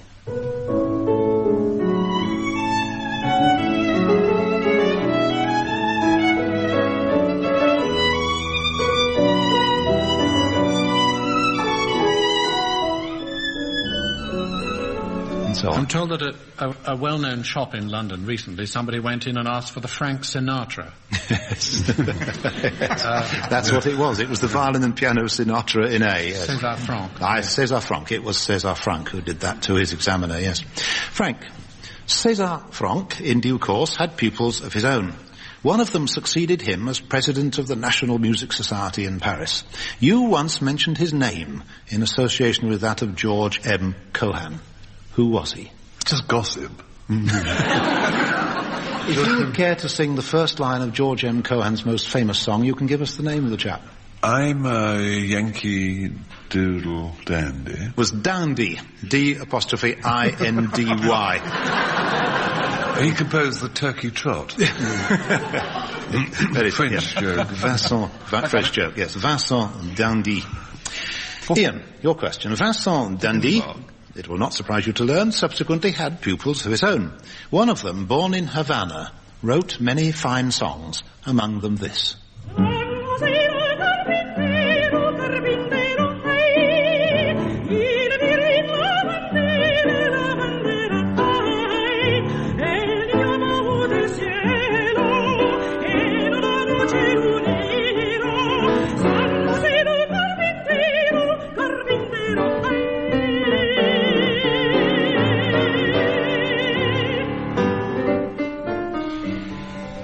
Ian, you might call him a two-faced composer. Who was he? Two-faced composer? Of songs. The only conceivable two-faced composer I can think of might have been, which it obviously wasn't, having heard that lovely song, was Irving Berlin. Because of a song, well, I don't know whether it was Irving Berlin, but they two-faced, I can only think of the song that goes about dancing cheek to cheek.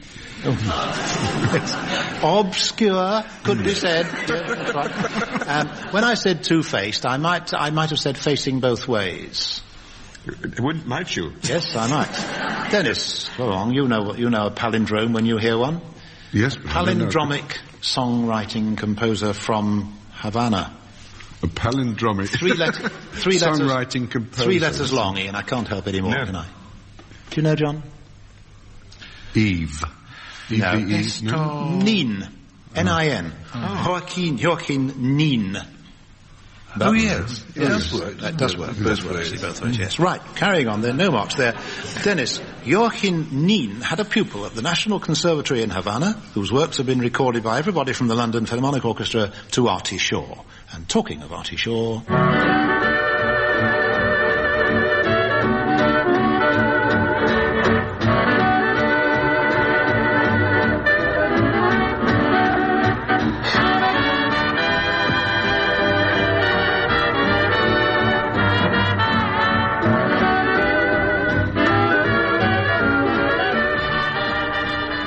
For a mark then, who wrote that, Denis?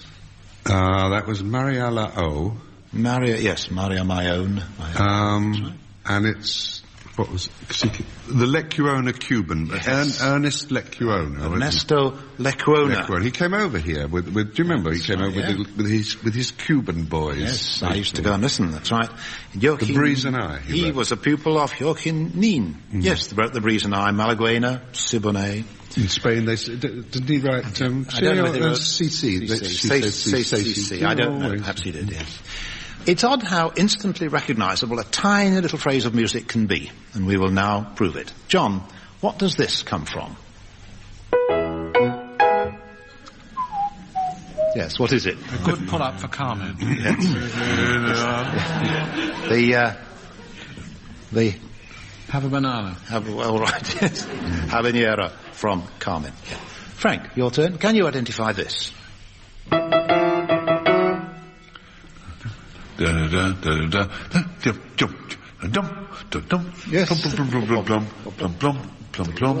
Trish Trash. Polka. By Strauss. Yes. Is it Dance of the Hours as well? No.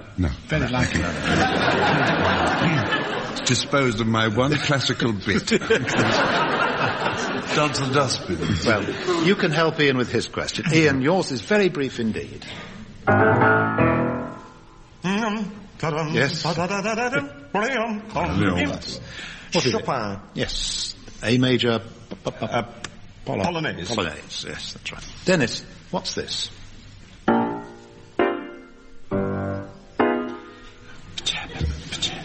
Oh, yes, American in Paris. American in Paris. Yes, yeah. George Gershwin. Very good. You see, you're all right with what the Americans call semi-classical. Yes, semi-classical. Yeah.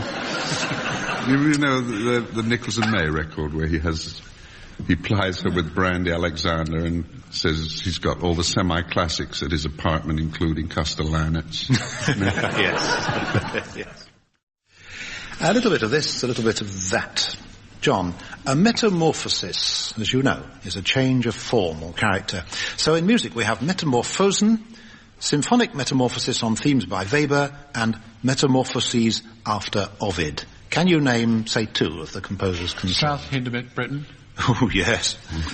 And Weber, of course, yes. Richard Strauss, Paul Hindemith, Benjamin Britten. Yes, that's right. Any more? No. Well, no, I don't know any more. Yes. Right. We played them yesterday on yes, Radio 3. Must have done, yes. Frank, what had King Cole to do with Mrs. Francesco di Zanobi del Giocondo? Old King Cole was a merry old soul, and he smiled. And the Gioconda smile. Yes, that's right. She was, in fact, the Gioconda. She was otherwise known as the model for Leonardo da Vinci. Yes, I'm trying to get her other name. So. Other name? Mona Lisa. Thank you very much, yes. And also sung by, coincidentally, by Nat King Cole, wasn't it? I don't know whether you get a bonus mark or not. Let's ask Ian. Ian, does he get a bonus mark? Oh, yes. Yes, all right. Go on. Just trying to make us win, aren't you? Yes. Ian, it's all right, because I know Ian won't know the answer to the next one. Ian, of the Haydn London symphonies, which followed number 101? Well, clearly, Steve, you would not be asking me that if it were going to be 102. Good thinking, Watson. The London Symphony 101. Well, of course, if it was converted into flats... then it might be 101A and B. That would be a suite. Yes, it would, yes. That's my final office. Yeah, it is, right. You've lost a mark. Number 100 followed number 101 because they have been incorrectly listed chronologically. Which you might call a backward glance at Haydn's London Symphony. So I might have taken a risk on that and gone backwards instead of forwards, might I? Yes. Dennis, what did Nan Wynne do for a cover girl? Well, what she did in all her films, actually. She was the lady who sang, who became Rita Hayworth's voice, because I don't think we should give these things away, actually, because it's so disillusioning, but she was a marvellous dancer, but she couldn't sing, and in all Rita of her... Hayworth was Rita Hayworth, yes, that's right. And in You Were Never Lovelier, and Cover Girl, and You'll Never Get Rich, and all those, it was Nan Wynne who sang all those lovely songs. She whose voice we heard, yes. It doesn't stop me loving her or anything. Oh, no, like of course that. not. It doesn't. It's the only man in the world who loves Nan Wynne. No. I mean, Rita Hayworth, we are still emotionally involved. It's like giving away the fact that Vince Hill sings for Dennis. Yeah. A singing colleague of mine years ago was doing a summer show at some seaside resort, and the comedian sort of finished his act by starting to sing Mother Machree, and he couldn't possibly get the top bit, the comedian couldn't, so my friend was supposed to come on at that moment and sing, "Ah, God bless you and keep you," and one afternoon he forgot. And the poor comic had said, "I love the news of in your heaven," and he got to this point and then nothing happened, and he had to say, "Well, ladies and gentlemen, at this point, somebody was supposed to come on." The whole of his act lapsed. Yes. Well, let's move on to the end. A Sussex folk song begins the closing part of this programme. A Dorset song, set to music by Vaughan Williams, closes it. In between, Frank and Dennis offer examples of Americana, about getting out and under automobiles and swinging down lanes. No marks, of course, just a chance for us to remind you of some old songs. John, Mary King, a song from Sussex. There's one version of this that says American, not Mary King. Mary King. Oh, is that the derivation? Well, we shall find out as well. we In fact, it's a very, very much older song than that, in America, I think. It's a merry king of old England that stole my love away, and it's I in old England no longer can stay. I'll swim the wide ocean all on my bare breast, for to find out my true love, whom I do love best. And it's when I have found her to my heart's delight, I will be as true to her by day as by night. I will be as true to her as a true turtle dove. Nor I never shall, no, I never will, prove false to my love. Put that purple bit in.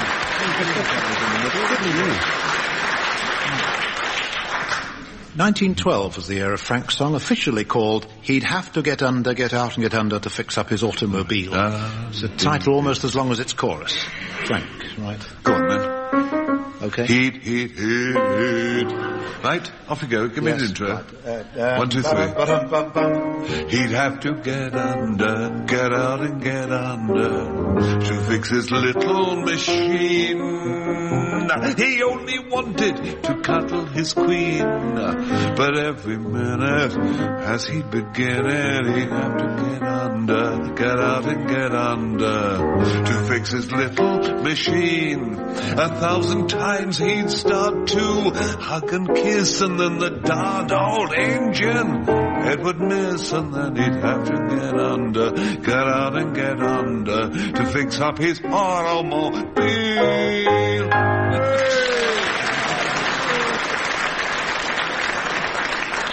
That wasn't Vince Hill, was it? It was an American band leader who wrote the music for Swinging Down the Lane. Do you happen to know which American band leader, Dennis? No.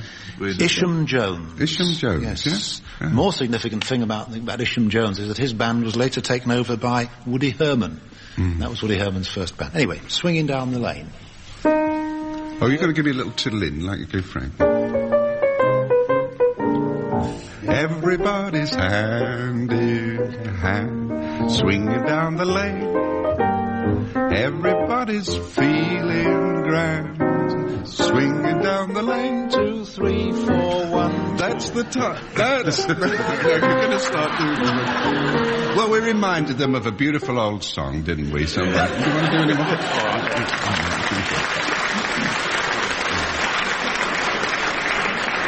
I had to get under, get out, get under.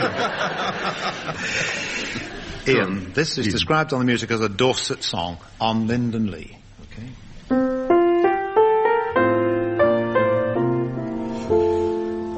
Within the woodlands flowery gladed, by the oak tree's mossy moot, the shining grass blade timber shaded, now do quiver underfoot, and birds do whistle overhead, and water's bubbling in its bed, and there for me the apple tree do lean down low in Linden Lee.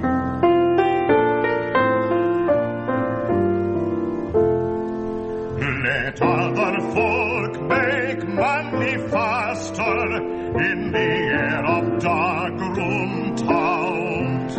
I don't dread a peevish master, though no man may heed my frowns.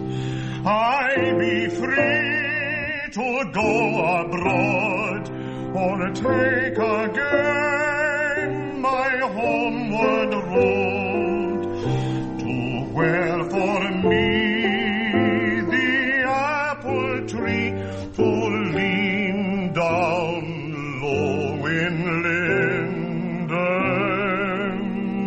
Lee.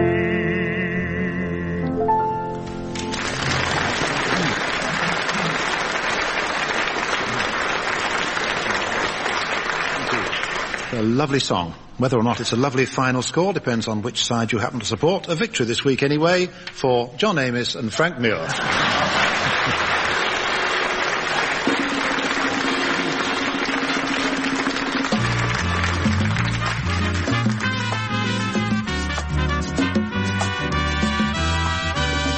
Taking part in My Music were John Amos, Frank Muir, Ian Wallace and Denis Norden. The chairman was Steve Race. The questions were compiled by Steve Race and the programme was produced by Tony Schreier. We present My Music, a musical panel game devised by Edward J. Mason and Tony Schreier. And here to introduce the teams is Steve Race.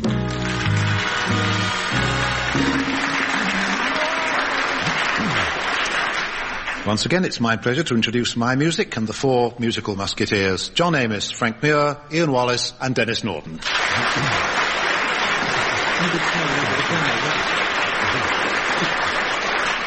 The opening round this week concerns millers. Millers of various kinds, as in Dusty Miller. John Amos, which miller is this?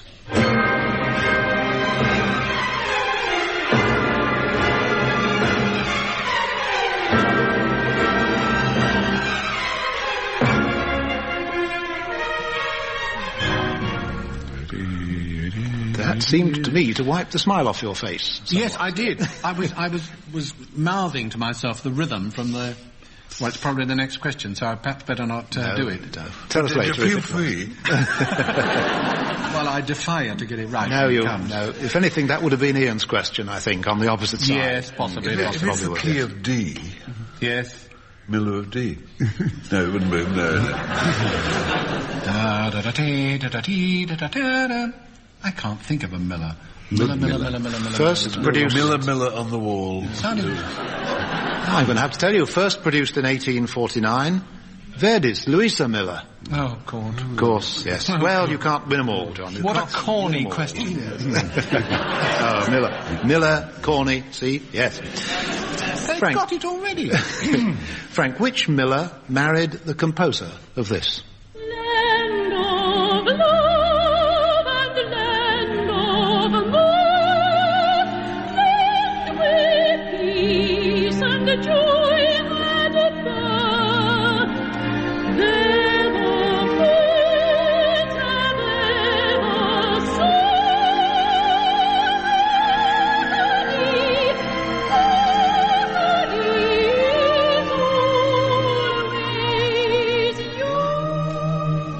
It's the Arcadians. Yes. Is it Lionel Monckton? Yes. As the composer.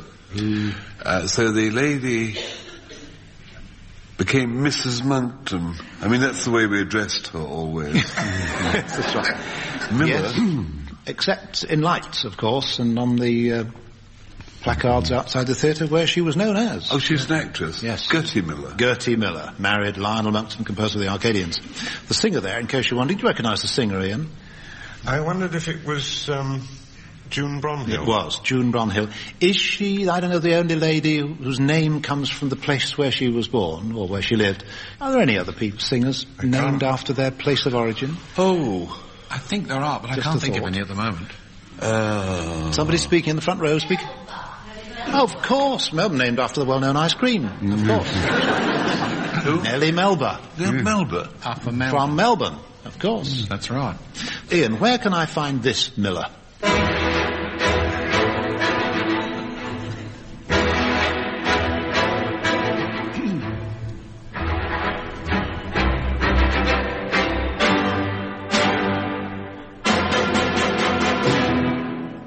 Lovely stuff.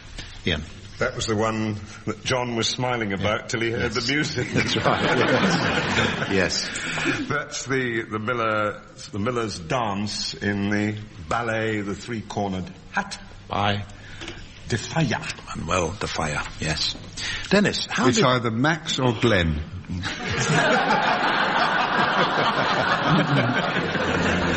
Or Mitch. Yes, or Mitch. But the question is, how did this Miller's tune come to be written?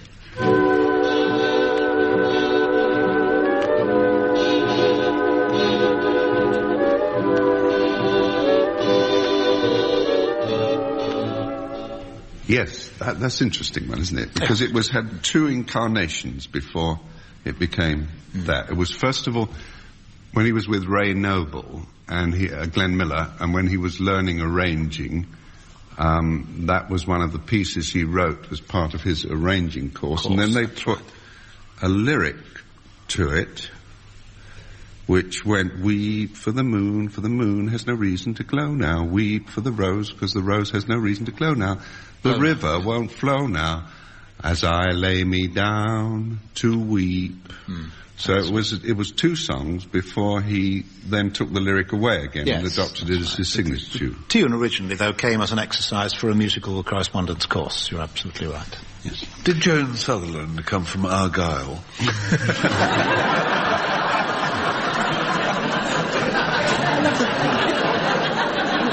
It's sweet to think of your brain grinding away there.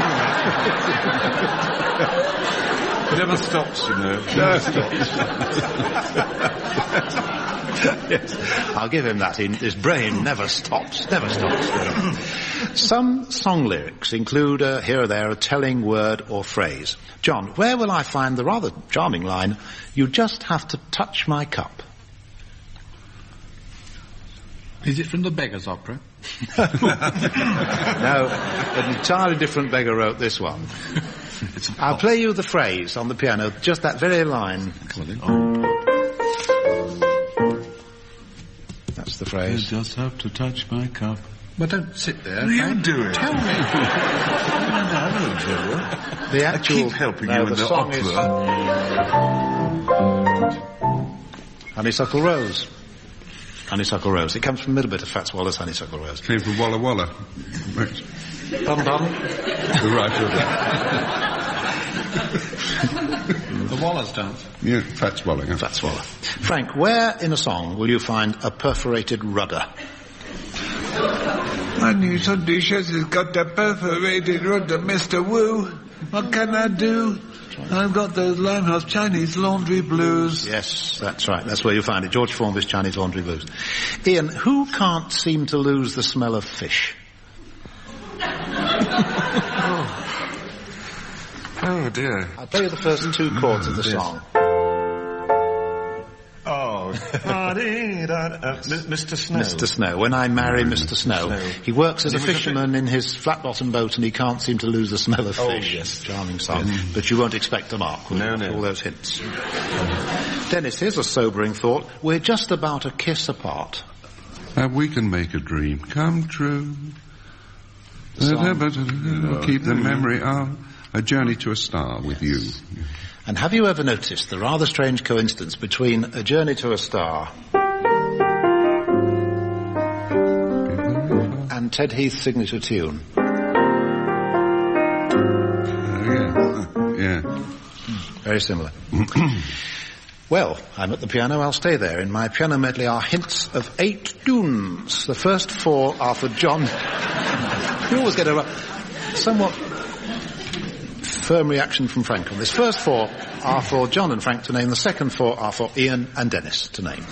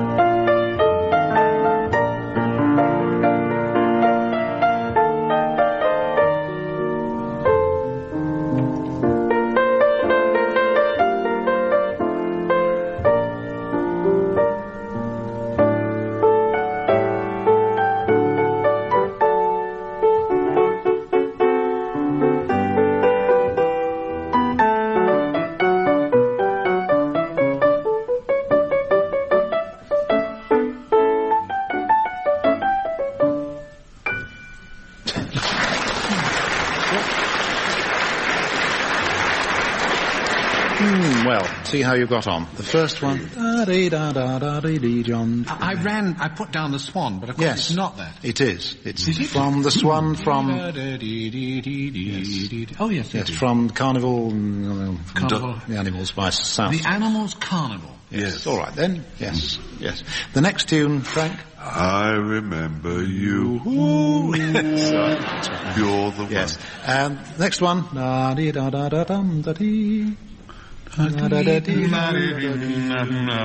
think of Bing Crosby. Is it the Berceuse? Yes, from Jocelyn by Godard. And the fourth one, Ever So Coochie. No, not yet. No. I should notice that one. Yes. Well, yes. Ian, you know it, don't you? But it's not your turn. It's the Sun Who's Raised. Raised from Mikado. So didn't get that. So that's 1.5 out of 2 for that side. Now over to your side, Ian and Dennis. The first one. Well, was that where Ever So Goosey? Yes, it was. Ever So Goosey. How do you feel when you marry your ideal? Ever So Goosey. That's right. And then Whistle a Happy Tune. I Whistle a Happy Tune. Yes. That's Blow Away the Morning Blow Away the Morning Dew, that's right. It also crops up in a Vaughan Williams suite, yes. And The Saucy Little Bird on Nellie's Hat. Bird on Nellie's Hat, 2 marks out of 2 for you. Very good.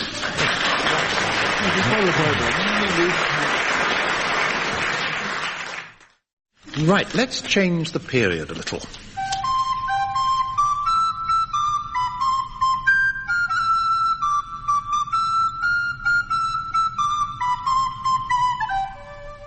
Music of Shakespeare's day. Indeed, music associated with Shakespeare's plays and, interesting this, I think, recognisable by Shakespeare himself, if he were to hear that tune. John, would you like to hear a filthy song? No. Right? So you shall. Here it is. There was a friar born a grey in Ducas in Ducas, which loved a nun full many a day in tenth Omnibus. This friar was lusty, proper and young in Ducas in Ducas. He offered the nun to learn her sing in tenth Omnibus. It's a pity you can't catch the words. It was a friar in orders grey as he forth walked on his way, the friar who loved a nun. In which play, John, do we learn about that naughty couple? The friar who loved a nun. Julius Caesar? Timon of Athens? Carry on. Omelette? No idea. I'll give you a clue. It's a comedy, though it never made me laugh. But it's a comedy. It's a comedy, though it never made me laugh. Or it must be Pericles in. I've heard funnier plays. No, turned into a musical later on, but that's neither here nor there. As you... No. Petruchio is involved in it, so... Mayweather of Windsor. No.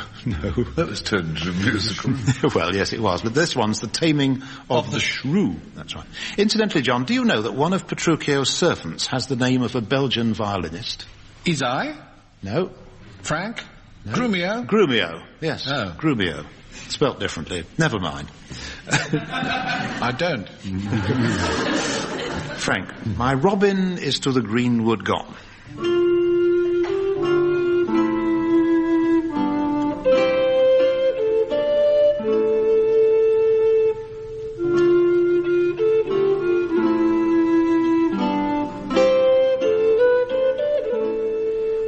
An Elizabethan tune, an Elizabethan tune of 1603, beautifully harmonised, something like 300 years later, by Percy Grainger.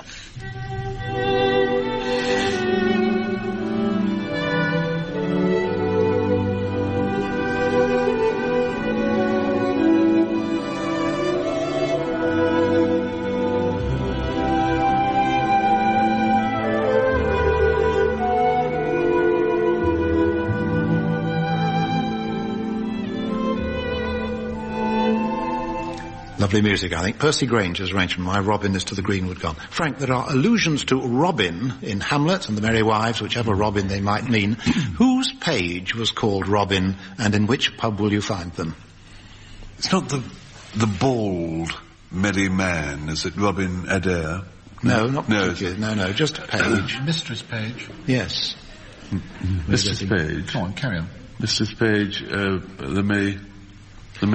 Well, whose Merry page Wives is the question, yes. Falstaff. What are you doing down there, John? Falstaff, yes, and was harmless. And the name of the pub, then. Name of the pub? That's what I was doing down here on my fig. Yes. You know, in pornographic books, they always put fig instead of thigh. So what do you have on your thigh? A garter. So what was the name of the inn? Star and Garter. Because the star of the show was Falstaff. Mm. Do you ever feel your life is just running away?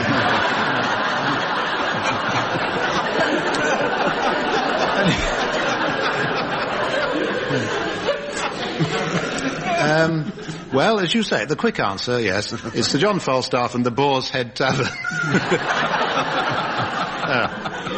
Ian, a willow song.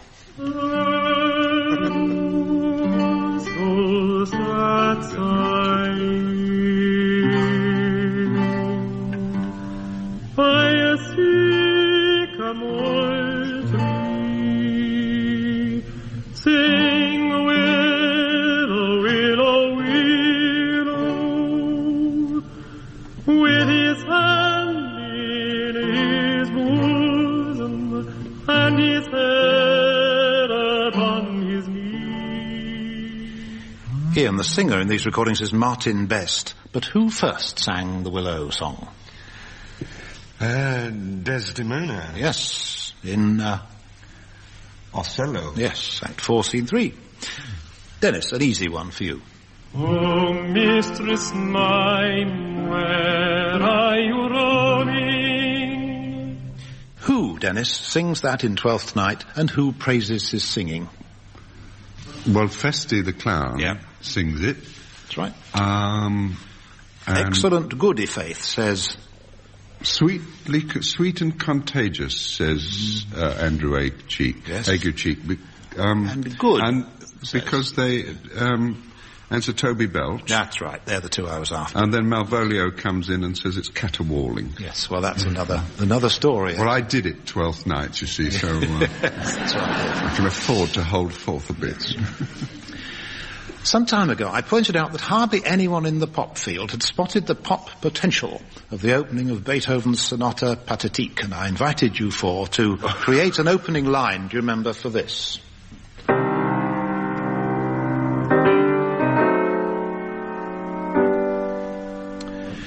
And you had various suggestions, lovely ones. Some were added by Jack Durham, one of our supporters in Palmer's Green, London, who submitted a couple of dozen, including Don't Forget the Diver, Always Tip the Dustman, which is good advice, and one I thought was nice, Tunes Can Drive You Balmy. The fact remains, though, that Beethoven and Tin Pan Alley have not helped one another very much.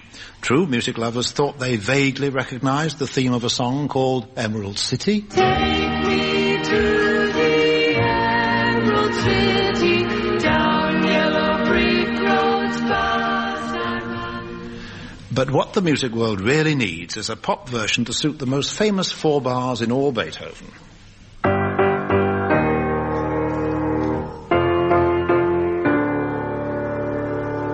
Right, you've started writing already, I notice. What can you suggest? Let's go around the table. Ba ba ba bum, da da da dum. John.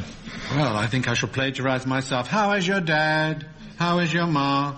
How is your sister and your uncle and your flow? Just go right through the entire symphony and the whole family. Frank. Ba ba ba bum, ba ba ba bum. Beethoven's Fifth. Boys me stiff.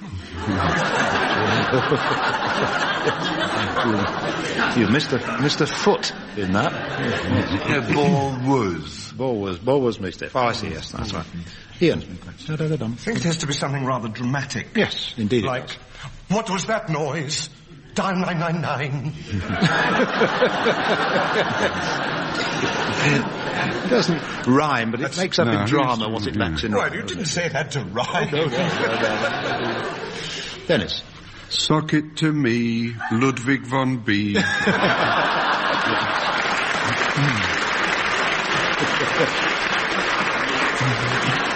Now you know. You know, because that comes off the beat, it's very, very difficult for a conductor to start that piece. And two conductors were discussing it once, and somebody said to Benny Herman, said, how would you start Beethoven Fifth? He said, I cut the first 4 bars. Yes. The answer is in a hyphenated name. John Amos, the composer of some Caucasian sketches, Mikhail Mikhailovich Ippolitov Ivanov. With a hyphen. That's right. Frank, the composer of a carol symphony, Victor...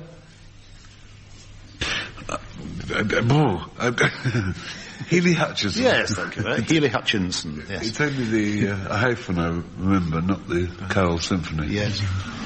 Ian, the composer of Bachianus Brasileiros, Heitor... No. Villa-Lobos, yes, that's right. Dennis, the composer of Pedro the Fisherman, Harry... Parr Davis. Bella Fonte. Yes. Setting aside the score sheet, I'll give you the results later, we come to 4 rather intense songs, named respectively after the moon, the sun, heaven, and the flame of the peat fire. Guess who's got that one? Ah, Moon of My Delight, sings John Amos, from a song cycle by Lisa Lehman. John, I'll give you a sketchy sort of chord. Right. Moon of my delight that knows no wane, the moon of heaven is rising once again.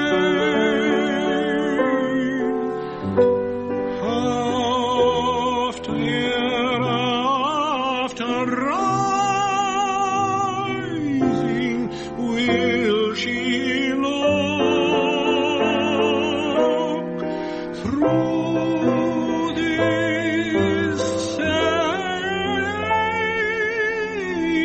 garden, after me in vain. Through this same garden, after me in vain.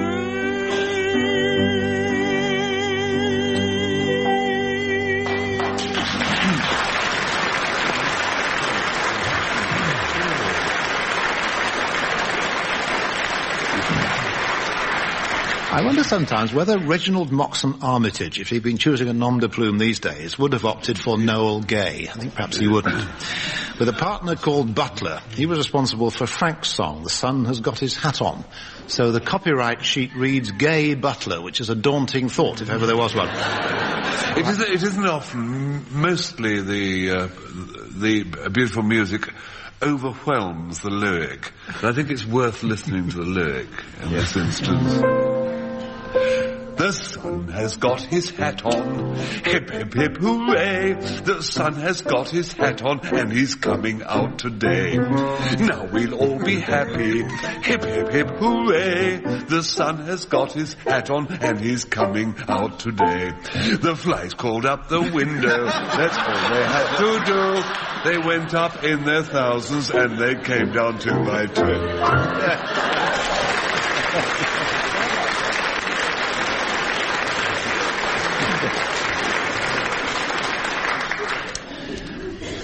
Dennis will now take his turn at singing. Will I? Yes. Appropriately enough, Heaven Can Wait. Oh, Hatch, remember?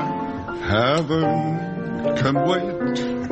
This is paradise, just being here with you and breathing the air you do. Heaven can wait. Heaven can wait. This is paradise, gazing at all your charms.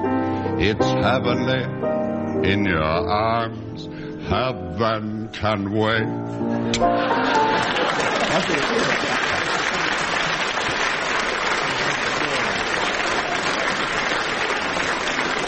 You know, I always used to like that song till I just heard me singing it.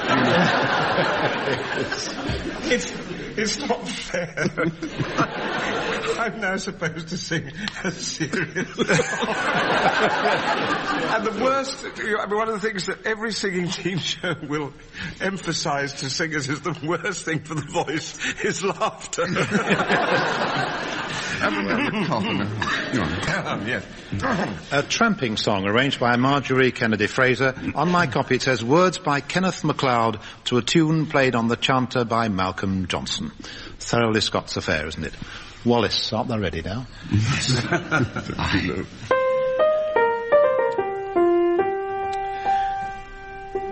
Far away and o'er the moon, far away and o'er the moor, Marrar waits for a boat that saileth. Far away down Lowland way, I dream the dream I learned, lad. By the light of the peat fire flame, light for love, for little grey deeds. By the light of the peat fire flame, the light the hill folk yearn for.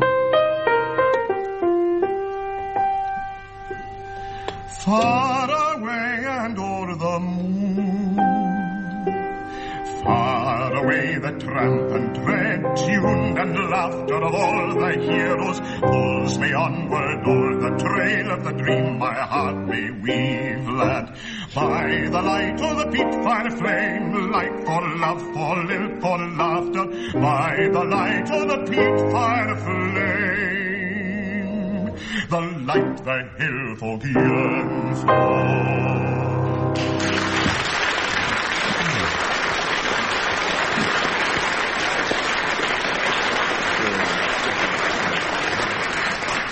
The light the hill folk yearn for. I can shed some light on the final score this week. Should you care about such things, it's a victory, and why not, for Ian Wallace and Denis Norden. Goodbye.